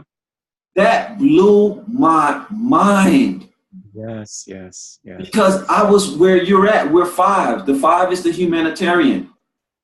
The 5 just wants everybody to be in love with each other and be on a Martin Luther King. You know what I mean? So that's what we want. But then this reality kind of gets in the way. And so we gotta, we have to charge at the end of the day, point blank, because that's the way that we show the world that we're serious and that we're professional. And well, it's the energy in, energy out, right? I mean, until the energy is flowing freely all around, then you got to have the exchange. If they're not paying, then they're not receiving. I understand. It's just when I went through the experiment, I had somebody come to me and say, I want you to do this for me. And it was essentially, be my healing God. And I said, well, no, but, send me money ahead of time, a gift, here's what I think is appropriate. And I'll meet you for a session from California to here. And you refuse to set up any kind of account where you can pay me any other way but a check. I'll just wait for the money. So we got through 2 sessions, and they went through their whole, this is what you do when you are borderline and around there. We got through you're going to do everything for me because you're perfect in every way. And I'm like, you should not trust me. Do not trust me. I'm devious. You shouldn't trust anybody, and certainly not me. And they're laughing, going, oh. And so then they come back with their idealization, and you respond with, no, I'm just a person. and I'm going to wait for that check. And then they disappear for a month and show up one night saying, I'm in absolute crisis. You've got to talk to me for 2 hours now. And I said, send the check. When it gets here, we'll talk. Disappear again from then on. You know, and that is so exhausting to deal with. So but by you holding your ground and keeping the boundaries, oh yeah, that's so healthy for the client because well, I know that. I know the theory why that's healthy. That's why we went through this. But what I'm saying is to deal with very many clients this way, like that, to go through this right now is exhausting for me to deal with that shit. So I still have so much to get a center of gravity that holds when I'm around these people without having to work so damn hard. You know, that's all I'm saying. Well, and so when we charge money, okay, the client then has to reassess where their energy flow is going. Yeah. Because chances are their energy flow is going to a lot of BS. And they're fine, spending money on Gucci purses. And look, I love fashion, so absolutely. There's putting money in stuff that isn't serving them, and you are asking them to redirect their energy to something that is serving them. That's part of the process. That's what I told her. Healing. Yeah. So, you know, and then Jocelyn was also mentioning, you can start off, you know, and I think that's what you do a little bit already, Karen, is working by donation to kind of get that muscle working to do the receiving. And we used to do that. We used to do just totally open donations until we had a couple instances where people they gave K-Vine such a low amount for an off-the-chain reading. I was like, no, we're going to have a minimum. So then we switched to a minimum, I think, of like 75 or something. It was 75, but we kept it open. And then he had a client in California who paid him $400 for one session. So that was really working. And honestly, the only reason we don't do that anymore, because it was working really well, is that the automated scheduler program doesn't allow us to do that. We have to have a set price. Otherwise, we'd still be doing it. But I had to get the automated scheduler because I was spending half my life just scheduling appointments. Sure. But, all right. So definitely that was a great question, and I'm happy you asked that. But I wanted to get to Elizabeth. Been waiting for a question. Thank you very much for all that. Yeah, thank you. So, okay, I'm going to unmute you, Elizabeth, while it won't unmute. So, Elizabeth, I think you'd have to, if you want to talk with us, you'll have to, okay, there you go. There we go. Do you want to read her question? I guess you said you talk. I have a question to piggyback on this a bit in the webinar. Kayvon talked about the two being called and having to master what you are being called for. How do you know what you want to master, if that makes sense? Or is it more of an intuitive flow type of thing, or just doing what you enjoy? So let's have her chart here, because her chart is, it's not colored in, unfortunately. But so there's those and that. So those two. So that is colored in, you can't see. So how do you know, you know, what you say, how do you know what it is that you came here to master? And you definitely hit on it when you say, you know, do you just do something that you love doing? When we were children, that was the first hint of what it is that we would like to do. When I was a child, I said I wanted to be a scientist and a judge. I wanted to be a judge because the judge deals with correction. I literally have the channel of correction. I have the channel of judgment. So now what am I doing now? People are asking questions and we're giving answers to help correct you. So you have these impulses when you're young a lot of what it is that you are really going to be good at. The scientist part of me is the 3. I am a life scientist. I do run experiments in life, like creating pyramids, you know, and then seeing what that effect does. And because I am a scientist, I need material. So now I unlock my ability to manifest. So when you start to work with what it is that you love and what it is that literally on your chart, you know, what's your channels will help you to get a closer view of what it is that you'll be pretty much good at that can bring money. and security and comfort. So for example, you have 31 and 7. You have gate 31 and 7. I mean, channel 31 and 7 was just the channel of the alpha. And I think I might even hit on that a little bit. The alpha is running the tribe. The alpha is directing. The alpha is delegating certain energies and certain things. But also when you have the channel of influence, you have the power to influence people's directions in life. Meaning somebody can be be about to jump off a bridge, and then you show up and then you direct them back into their car because you have influence. So, and plus the 4 always is, are you talking about? I'm going to hit on it. Okay, yeah. Well, I was just going to say, yeah, okay, go ahead. I remember. The knowledge. So, because you're a 4, it's so funny because I wasn't even looking at the fact she was a 4, I was just going to say it. People with the channel of influence are knowledge getters and knowledge absorbers, because your knowledge and what you have learned and personally have went through, or may not have personally went through, but if you have, it's just a bonus. But you're like a wellspring of knowledge for people. And your knowledge can literally influence someone to go after their dreams or to or jump off a bridge. It's literally like mind control. If you want to know the real, you have the power of mind control. But because everything, so the first rule of alchemy is that all is mental. The universe is mental. I just told you that you have mind control. I have the power. Everything is mental.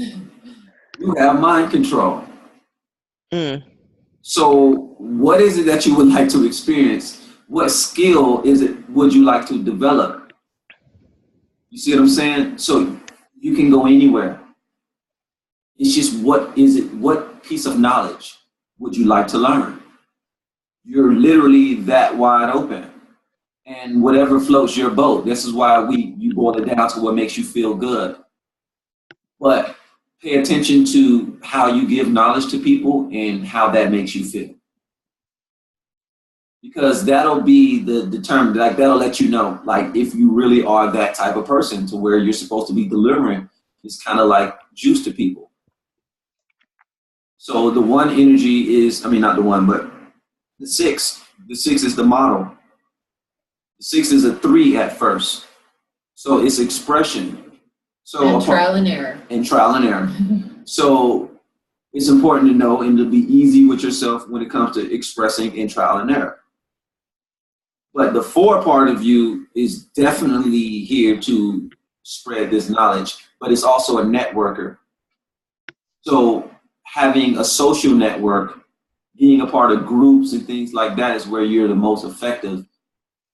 And just like Karen says, we were talking about charging people and creating a service. So you have work, and then you have service. Work is something that you love. Service is what you provide to people to pay your bills. When we separate work and service, we start to move closer and closer into that reality to where your work becomes your service and you love what you're doing. And, but for now, it's important to understand that you have influence. And you can influence the way this reality flows for you. You can influence the way your manifestation works. You can influence the elements, guides. You can influence anything to work in your favor, which is going to be the favor of all sentient beings and all things, because that's where we operate. We operate from the heart. And as we upgrade and elevate, our energy spreads out and it affects everything else. This is why one person is really the army. One person can really be an army. It's just calling down, and like what I like to say, when I get to this mode, like the universe pays me. In all honesty, I know my clients pay me, but let me tell you guys what I do. I ask the universe to pay me for sessions, and then to give you the energy or money, so and give you enough money to where you don't feel it. I literally do this. And I try to like, this is the way I rolled. And it made me feel better. It made me feel less guilty for whatever reason. The 5 always deals with guilt. So I was feeling less guilty. And my thing is, okay, well, let me just flood everybody with a whole bunch of crazy abundance. And guess what? I actually have influence. I have the gate of influence. So I just go ahead and I push my influence out there and I influence the universe because I'm annoying. I don't stop. Every hour on the hour, I will do my mindfulness. I will look in the mirror and talk to myself. I will state out loud in an angry voice to give me money. Because I've already experienced a reality beyond this one where we don't pay for anything. And all of you guys are there. Literally, it's like we're in some shadow game over here, pretending to go through drama and pain and all of this crap, just so that we can learn certain things. So once I learned that, I said, okay, oh, you shouldn't have told me that. So yeah, pay me, universe, and flood my clients' bank account, please, so that they can do whatever it is they want to do. So you can pay for hypnosis sessions, for other, like, you can do whatever you want to do. If you want to get stuff done, and we don't do that, but I want you to be able to do everything that you want to do. So I got in trouble on the astral plane with my influence. I did try. I'm a 3. I was actually mind controlling people. And I was doing it for real, on purpose, on the astral plane to get my pleasures out. But I thought that it was just a dream and I was just making this crap up. I didn't know it was real people. So it was real. And then I found myself doing it when I woke up. Just mentally going in and say, hey, you do this, you do that. And they would do it. And I was like, oh, snap. I can see how this can go way to the left. Like way to the left. Like if anybody's seen Jessica Jones, yeah. And the villain in the story is a guy who literally mind controls people to like cut their own hands off and kill people and stuff like that. He's got that. Yeah. Yes. That power. That's your power. And let me tell you, you got it more than me, Elizabeth. I only have 31. You have the actual whole thing. The whole channel, yeah. So it's your superpower. So it is actually your superpower. Like you came here to influence the collective. And on top of that, the 4 is constantly dealing with the theme of to influence or not. To influence or not. And so the 1 part of you is also a writer. Super creative. So she's a 4/6. I mean, I'm talking about 1. I don't know. It's something in you that's a 1. I'm hearing it. There it is. It's the sharing. 8.1. Or sharing gate. So that you can share the influence. So that part of you is supremely creative. And because you have that 8, it lets me know you're here to share your influence. And also your influence can be activated via your voice.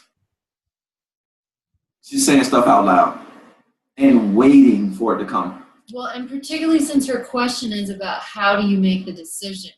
So Elizabeth has kind of a tricky authority. And unfortunately, when I printed this, the color printer wasn't working. But if you guys can see, so she's got the mind and crown, and then she's got the throat and G center. It's a split definition. None of the other centers are activated. So this is actually colored in. You can't really tell in this copy. So these 2 are connected and these 2 are connected. So when somebody, the G center, the G projected authority only happens for projectors. And the issue with that authority is like, she's got to speak it out and see how it feels, right? So the way that you figure out your particular design is speaking it out, and as you speak it out, you can feel like, yeah, that sounds right, or it can sound like sort of mental, airy, disconnected, and you're just kind of talking, and the quality of the voice isn't rich and confident. Then you know that's not for me. So for you, you actually have to speak it out, and I've noticed this actually with all projectors, and it's one of the things that goes on with Kayvon and I is that I notice he's got to talk things out. I don't necessarily. And it's not to say that manifesting generators don't have to talk about the problems. Everybody's got to do stuff like IFS and all that. But the projector, it's a different way that you guys work through things. And you really need to talk to trusted people as a projector. but particularly with your design. See, Kayvon is an emotional projector. He's got to talk about things to process it, but he's basically got to wait for his emotional wave. And when he comes to the calm, he's like, yeah, this is right, or no, this is wrong. You have to talk it out and hear it. So if you kind of feel it coming from your soul and it sounds rich and confident, that's a yes. If it's like mental and running around and justifying, it's probably not real. Would you agree with that? I agree with that. Yeah. But also, you asked about being called, but you're not a 2. But her moons are 2s, But the as are moon is a 2. Jocelyn's. And she asked the question as Jocelyn's talking. So both you and Jocelyn, both of your moon energy is 2s in the design and the personality. Which is your emotional. Your emotional world is the priestess hermit that kind of wants to just be a hermit and focus on what you're naturally good at, but then you're eventually going to be called out and projected upon emotionally. Emotionally called out. Yes.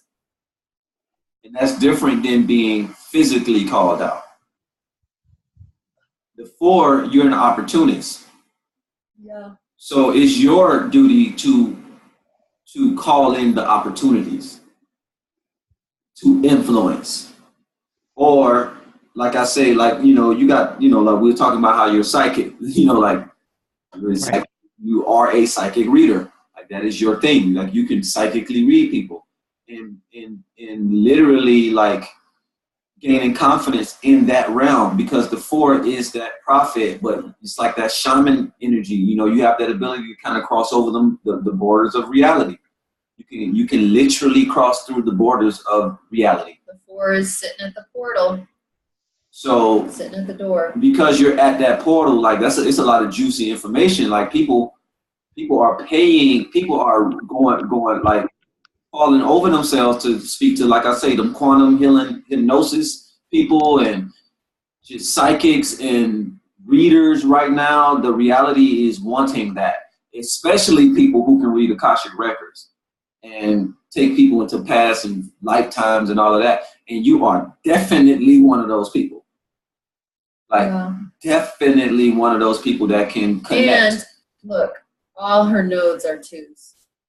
You're a priestess, and you're going to be in a priestess environment. So hermiting is part of what you need. Mm-hmm. Tarot readings, anything dealing with the spiritual realm is your realm. I love hermiting. I'm really good at it. Yeah.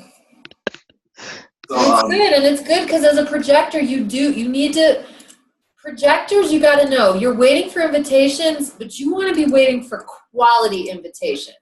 You are not here as projectors, and especially as a projector who's a 4, it's more exclusive. The 4 is not a 3. The 3 is the staircase in the house. We're both 3s. We're going to bump into everybody. The 4 is on the 2nd floor, so you got to get to the 2nd floor to deal with the 4. And then on top of that, being a projector, like your energy is super precious. As you know, you got none of the motors defined. You don't have energy to spare. You don't have any willpower to spare, right? You don't have any adrenaline, any sacral, emotional energy to spare. So you got to be waiting for the really good invitations. So like Kayvon is saying, the trick with projectors is you guys are masters of the mental realm. So you can go onto the astral and brighten up your light as long as you're also doing the stuff here to keep up with it. And it's literally like a light hose goes on in the astral. And like I said, you don't have to even tell anybody. They somehow are going to find your light and invite you for your specific gifts. And we just have to be ready to provide the service.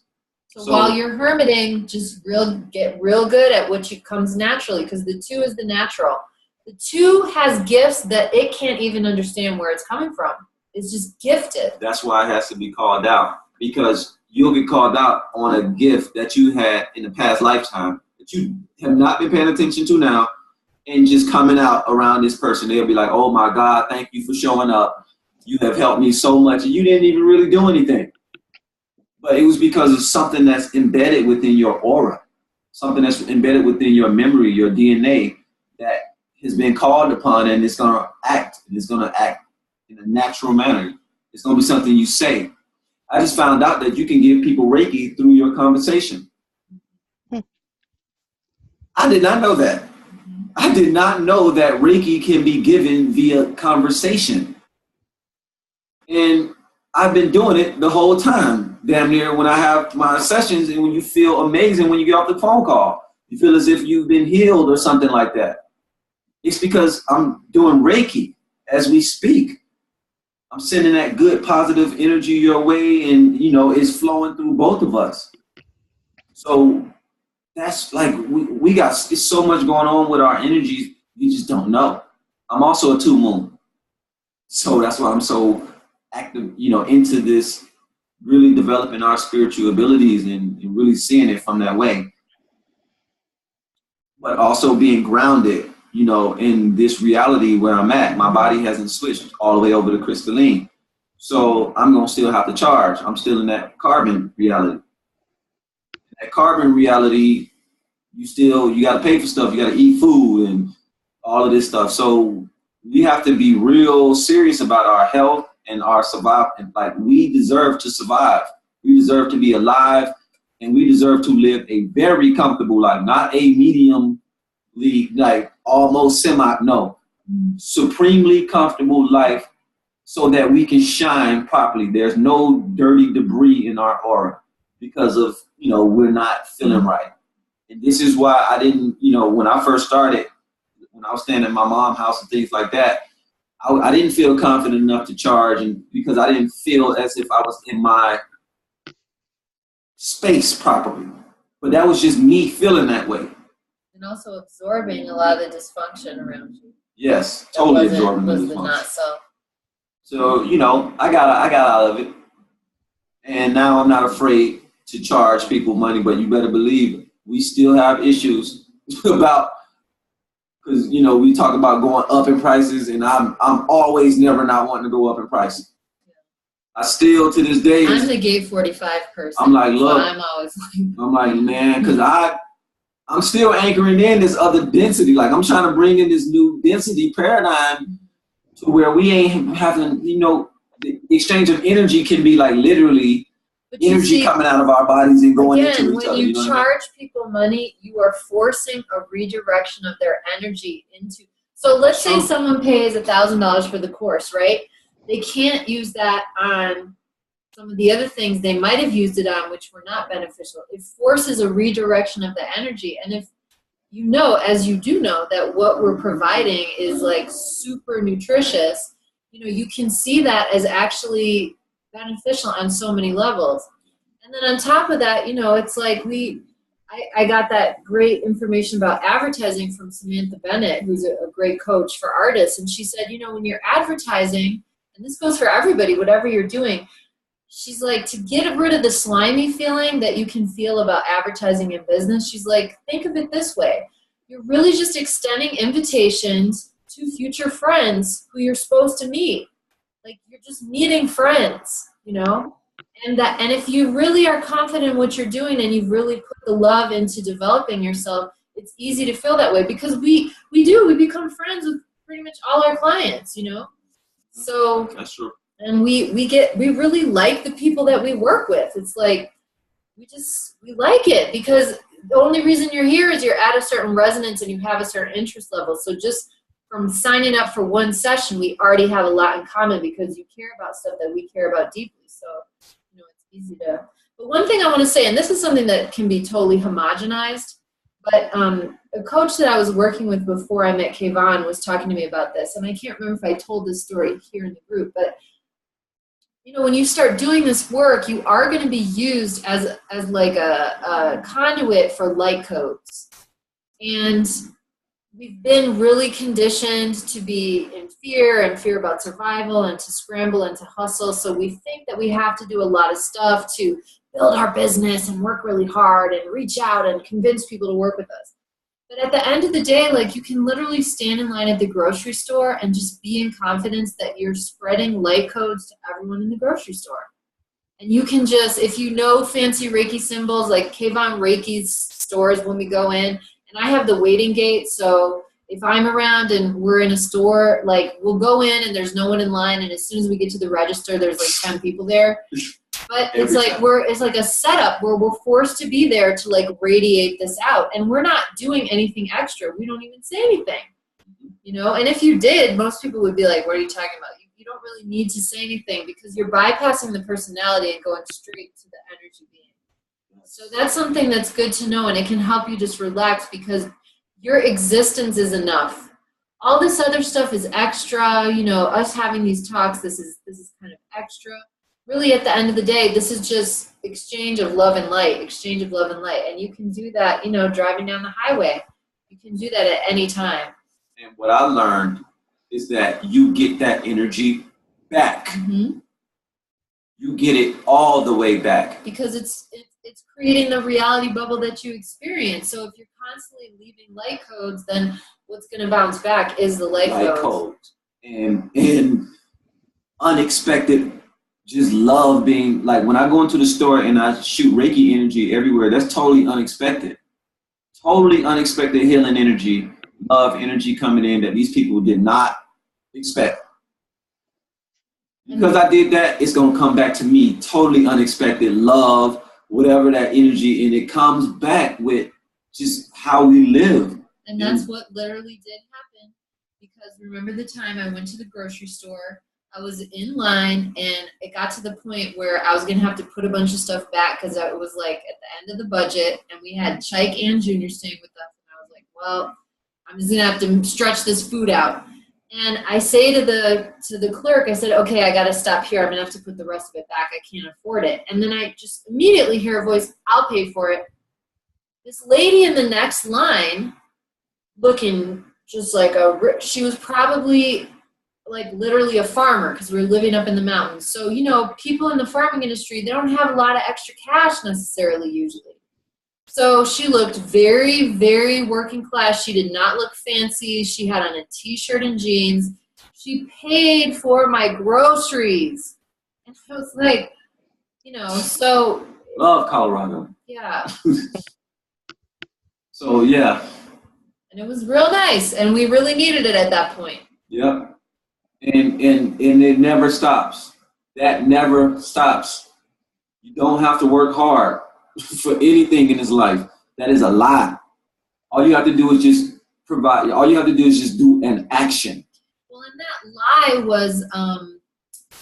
lie was made to seem real because everybody was in the not self working against their aura. So it made it seem like life is hard.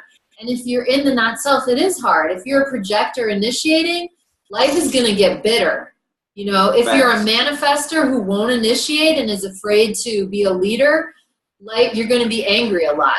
You know, if you're a generator, like just not listening to your authority and getting involved in contracts that don't really serve you as well, it's going to be a very frustrating life, etc. And then you won't be able to get out of it. So yeah, that's why I'm super serious with generators. Yeah, saying no first. At least and hold up, wait, let me give me some time, let me get back to you, because everything is a contract with you generators, and it is not easy to say no and to get up out of that. So it's important to understand that, you know, and with projectors, you know, if our aura isn't right, we just will never get invited. We will be like in the shadows living for a long time. And because everybody was under this homogenized spell, everybody's been struggling. And so for generations, we have the understanding that life is a struggle. Life is hard. That's the only way you can earn your way. And so it's very foreign to be in alignment. And that's important to keep in mind, because we can have protectors that get afraid when things start to get easy and will sabotage, because it's like, how could that be possible? And it's not really their fault, because for generations it wasn't possible. It was really hard, you know, because if I'm trying to act like a manifestor and I'm a reflector, yeah, it's going to be, life is going to get real disappointing, you know. Oh, yeah. So just know that there's this weird thing. Again, it's counterintuitive, kind of like the example from last month. If you take an abused dog and you show it kindness, it might not be able to receive it. You'd think that's what it longs for, but it's like it's going to go through this stage of getting used to that and be like, wait, can I trust this, blah, blah, blah. It's the same with us. Learning to trust your strategy and authority. You got to get through all the layers of conditioning and protectors and, you know, stories about how you're supposed to be acting. And the money thing, I'm glad this is coming up, because that's where everyone feels it first, you know. And again, I might have put it in, but if not, if you haven't ever seen it, I highly recommend Christopher Power's video about what to do while you wait. It's a beautiful, beautiful discussion of the beauty of waiting, which even if you're a manifester, you still have to wait for the inspiration. So Yes. even manifestors have to wait. And if you're an emotional manifester, you still got to wait for your wave. So everyone's in some form of waiting. But when you wait, you are aligning with yourself. You are honoring who you really are. You're not desperately jumping the gun. So the process of waiting is how we expand into our power and we really start to ground it down. So it's not just an idea, but something that we're living through our actions and our deeds. So the waiting is really important. And when it comes to money, that is what's going to trigger you out of the waiting. It's like the number one thing. So really learning to trust your design and doing little experiments. Like if you have the impulse to initiate, see if you can just wait 5 minutes. Just see if you can get that part to just sit for 5 minutes and see what happens. So like, for example, I don't think I've told this story to this group, but it's in our intro video, I believe. I have a friend, good friend of mine. She's a 6'2" pure generator, not emotional. And she relocated to England with her husband, was miserable, was totally out of sorts, like just having a very, very hard time. But she has a master's in like media studies and she's been a PA for years and years, done film and did music videos, commercials. She's very good at it. Her dream was to work for the BBC doing like documentaries. So she had messaged me and she was like freaking out. And I messaged her back and I was like, hey, just remember that you're a generator and you're here to respond. And she's like, well, I should go to the post office today and do that. I was like, well, do you feel like going to the post office? She said, no. I said, what do you feel like doing? She's like, I feel like lying in bed and watching classic movies. She loves old black and white movies. I was like, well, you should do that. I want you to experiment. I want you to do that and see what happens. The next morning, I get this message from her. She's like, you are a witch. I was like, what happened? What happened? She's like, I stayed home and I watched movies and I got a phone call from a lady who is producing documentaries and she hired me as the assistant and the editor and she's paying me like $300 a day US, which was way more than she even needed, and she was desperate for money. And I got a job from sitting on my ass waiting. I was like, yes, because as a generator, when you sit and wait and do something you love, what happens is your aura is happy, it's relaxed, it's warm, it's feeling good. People want to be around a happy generator. Every type. I don't care what your design is, you want to be around a happy generator because it feels so good. Oh my God. So then came the invitation, the thing to respond to, hey, do you want this job? And she knew it was a yes. And because she's not emotional, she was able to say yes immediately. So the waiting is the magic bridge, but it's like you've got to have enough courage to do that and not go back to the old ways. And that's why we have this group, so we can support one another, because we're still practicing it, and it gets more and more refined. And also, just jumping on the waiting, as a projector, we skill build. Yes. And you skill build, and meaning you work on a skill that you love. Because just like the generator, when they feel all that good, amazing, warm energy from them because they are waiting, projectors, when we are actually working on our skill and our ability, our light shines and it feels like that generator. It's like the light, it's like that light at the end of the tunnel. So the projectors give off the light at the end of the tunnel type of vibration. And people flock to your light like a moth to a flame.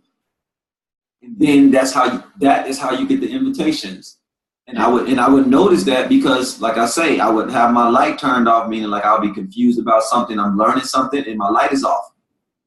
As soon as I get that knowledge, I'm like, oh my God, I cannot wait to tell my next client or the next people. Like I just uncovered something amazing while I was waiting. And all of a sudden, somebody hit me up that same day. Either a client or somebody say, Kayvon, I'm about to get ready to sign up for a session. And I just laugh. Like right after I grounded this like amazing download in, I haven't spoken to nobody in 2 weeks because I've been going through something. Mm-hmm. As soon as I get my light turned back on, bam, I started getting people hitting me up. So it's literally about our process, what we're doing while we're waiting as a projector. What are you doing? And skill building and building like with the emphasis of something that you love doing, a skill that you love, and a skill that you are willing to master and that you know you can master. And that is what amplifies your vibration crazy as a projector, because now you really are projecting out that you're like a master, like you're Buddha or one of these, you know, whoever. We project that image out and people literally see that. And that is what attracts them to us. If they see something that ain't really like, you know, iffy, kind of iffy about your reality, iffy about your vibration, then it's gonna be iffy. But that's the beautiful thing about waiting is if you're iffy, waiting, you gotta wait. And it's like a beautiful time where you get to breathe. Oh, I'm in my waiting time. Okay. I love waiting. I love it. I wish that I could just be waiting more and not doing. It's like the whole thing, we just got to remember that it's the mechanics of this are so graceful. If something is not happening for you in the way that maybe mentally you want, just pause and take a breath and just look around, because there's always something to be done in the waiting bubble. You might not be getting the invitation. You might not have anything. Look, generators, there's never nothing to respond to, okay? If you're not getting the big thing you want to respond to, look around your house. Do you need to clean your house? Do you need to mow the lawn? Do you need to prepare a good meal? Do you need to take a nap? Do you need to go swimming? Do you need to go for a walk? It's always something, even if it's just a need within you to respond to. So generators, like, waiting to respond, technically there's never a wait, because there's always something to respond to, you know? So that waiting time is just a beautiful time where you can like inhale, assess, see what's going on, and then when it's time to go, you can exhale and share your energy with the world. But the mechanics of this, it's really graceful. On the one hand, you know, Ra Uru, who talks about how we're helpless. Like, you're in your design and there's nothing you can do about it and you can't change it. But there's also grace within that, because the helplessness means you cannot be the not self. You can't. You can try, but as everybody's seen, like, it brings illness, it brings despair, it brings fights amongst people, it destroys relationships. So if we just settle into the helplessness that we can only be what we are mechanically, that's when you can relax and the magic of the higher self can really take over. And if you accept that I am helpless, I can only be this 6-3 manifest generator, then all the stuff my soul came here to do can easily start to come to me. But if I'm trying so hard to not be helpless and just change what is, everything, it's just going to be a downward spiral. And especially as a generator, if you're feeling negative and you bring more negative, you're going to attract more negative. It's going to make it more negative. The contracts are going to get more negative, and it's harder to get out. So there's grace in the helplessness. So it's been definitely. Yeah, I'm definitely ready. It's definitely been going on for a while. We're over 2 hours, so I feel like this is amazing. Unless you guys have any other questions. Yeah, thank you all for being here. We really appreciate you showing up live, because, you know, Kayvon's got to be invited to talk about stuff, and I really still do operate best in response. So with you guys being here, we feel like, hey, hush. We can really talk about, you know, what's relevant as opposed to us just preaching about stuff. Yes. I love the fact that we can like pinpoint certain issues and kind of like hash it out. Okay, Hey. Karen, you have something? Karen, go ahead. Yeah, okay. So Hush. a way of thinking about this comes to mind that feels good about the issue of the economics for me. And it's rare that it does, so I want to try this out with you. That I can visualize that there are people that are coming to me for work, not for you know, friendship, and that they want to give me in return. In other words, they're responsible people. You know, they're people who want they say, hey, I value what you're doing. I want to give to you so that you can do work for me. Yes. I hate asking. It's always a terrible vibration for me. It just sucks right now. But I like to be offered. Recognized. Mm-hmm. Yeah. And look, if someone is ready for this and ready to recognize, the importance of this type of work, they are going to want to give you something. They're going to want to. Like, I've worked with coaches who charged what I literally could not afford, but I wanted to work with them so bad, and I recognized the value of what they were doing. So I had a garage sale. I did an extra job. I took on more clients. There's always ways around it. So the people that are going to be most satisfying for you to work with are the people who are ready to pay you because they are ready to recognize the value and they're ready to do the work. Yes. And it let me tell you, it pays off 1,000% to wait for those people. Yeah. And for the people, and unfortunately, a lot of our closest friends are the people who we really would love for us to recognize us. But it's something about somebody that comes from left field that totally recognizes you, that don't know you, and that's willing to trust you. To me, that is a sign that your aura, that you have made it. It's easy for the people around us that we know to work with us or not because they know us. But for a total stranger to want to really work with your energy, I feel like that's what we need to call in more.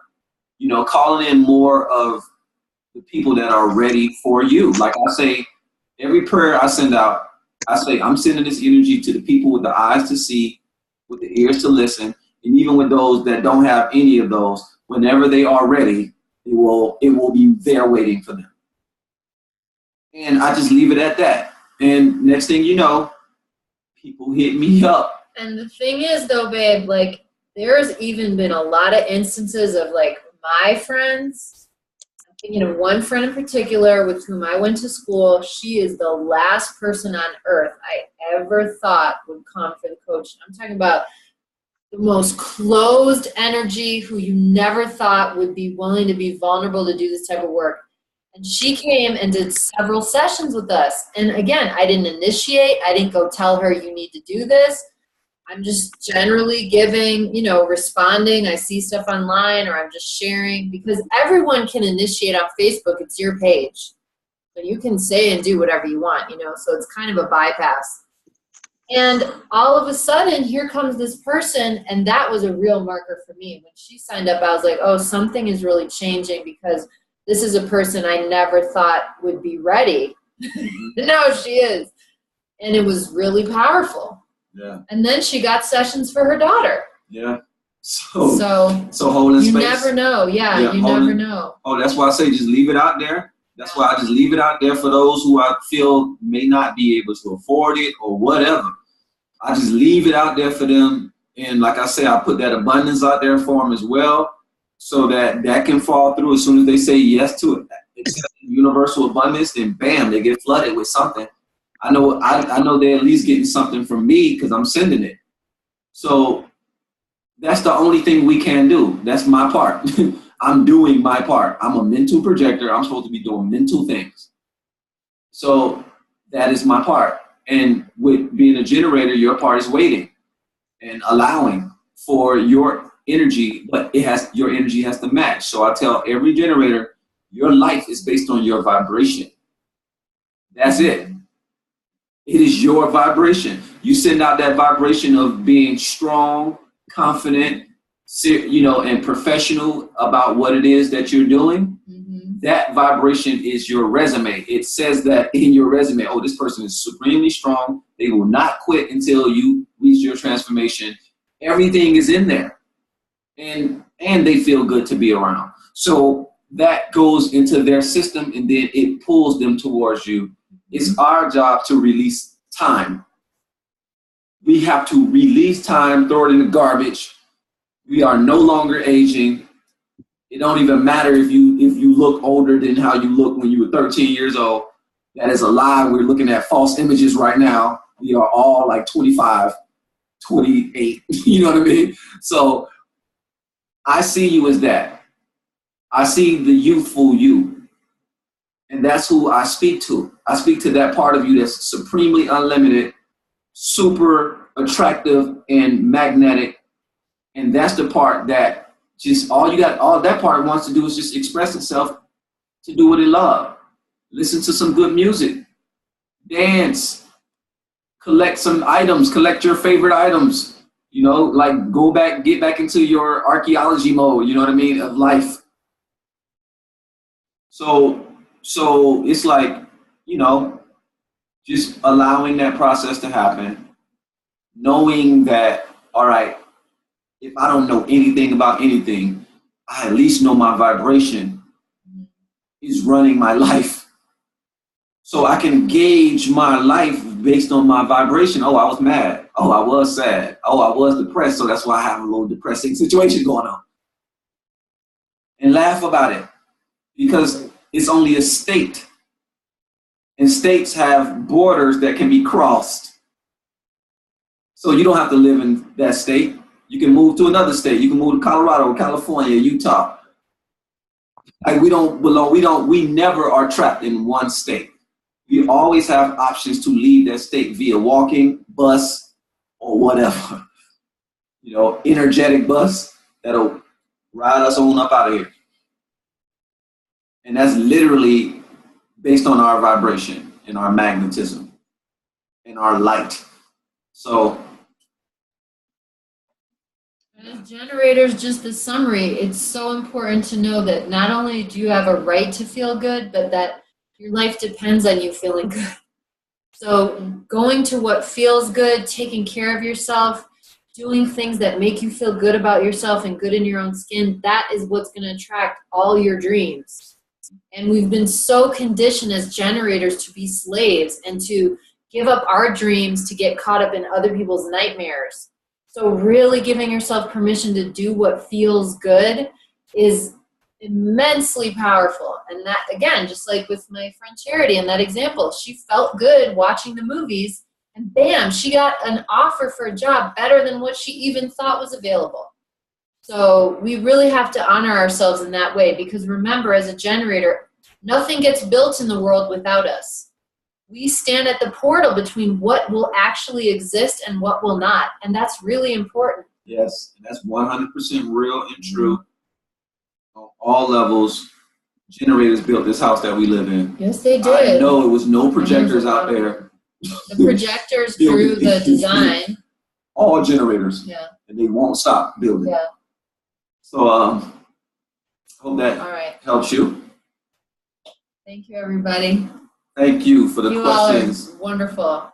Excellent, Love you excellent all. Group. Yes. So much love and much light, and I'm gonna give y'all some amped up energy for everybody that made it. We're gonna put this balanced left and right hemispheres up in your system tonight. So much love and much light. I love you. I love you. I forgive you. I allow you. I accept you. And let's transform and bring in this new density and this new higher vibration of being. So yes. Thank you. Good night, everybody. Good night.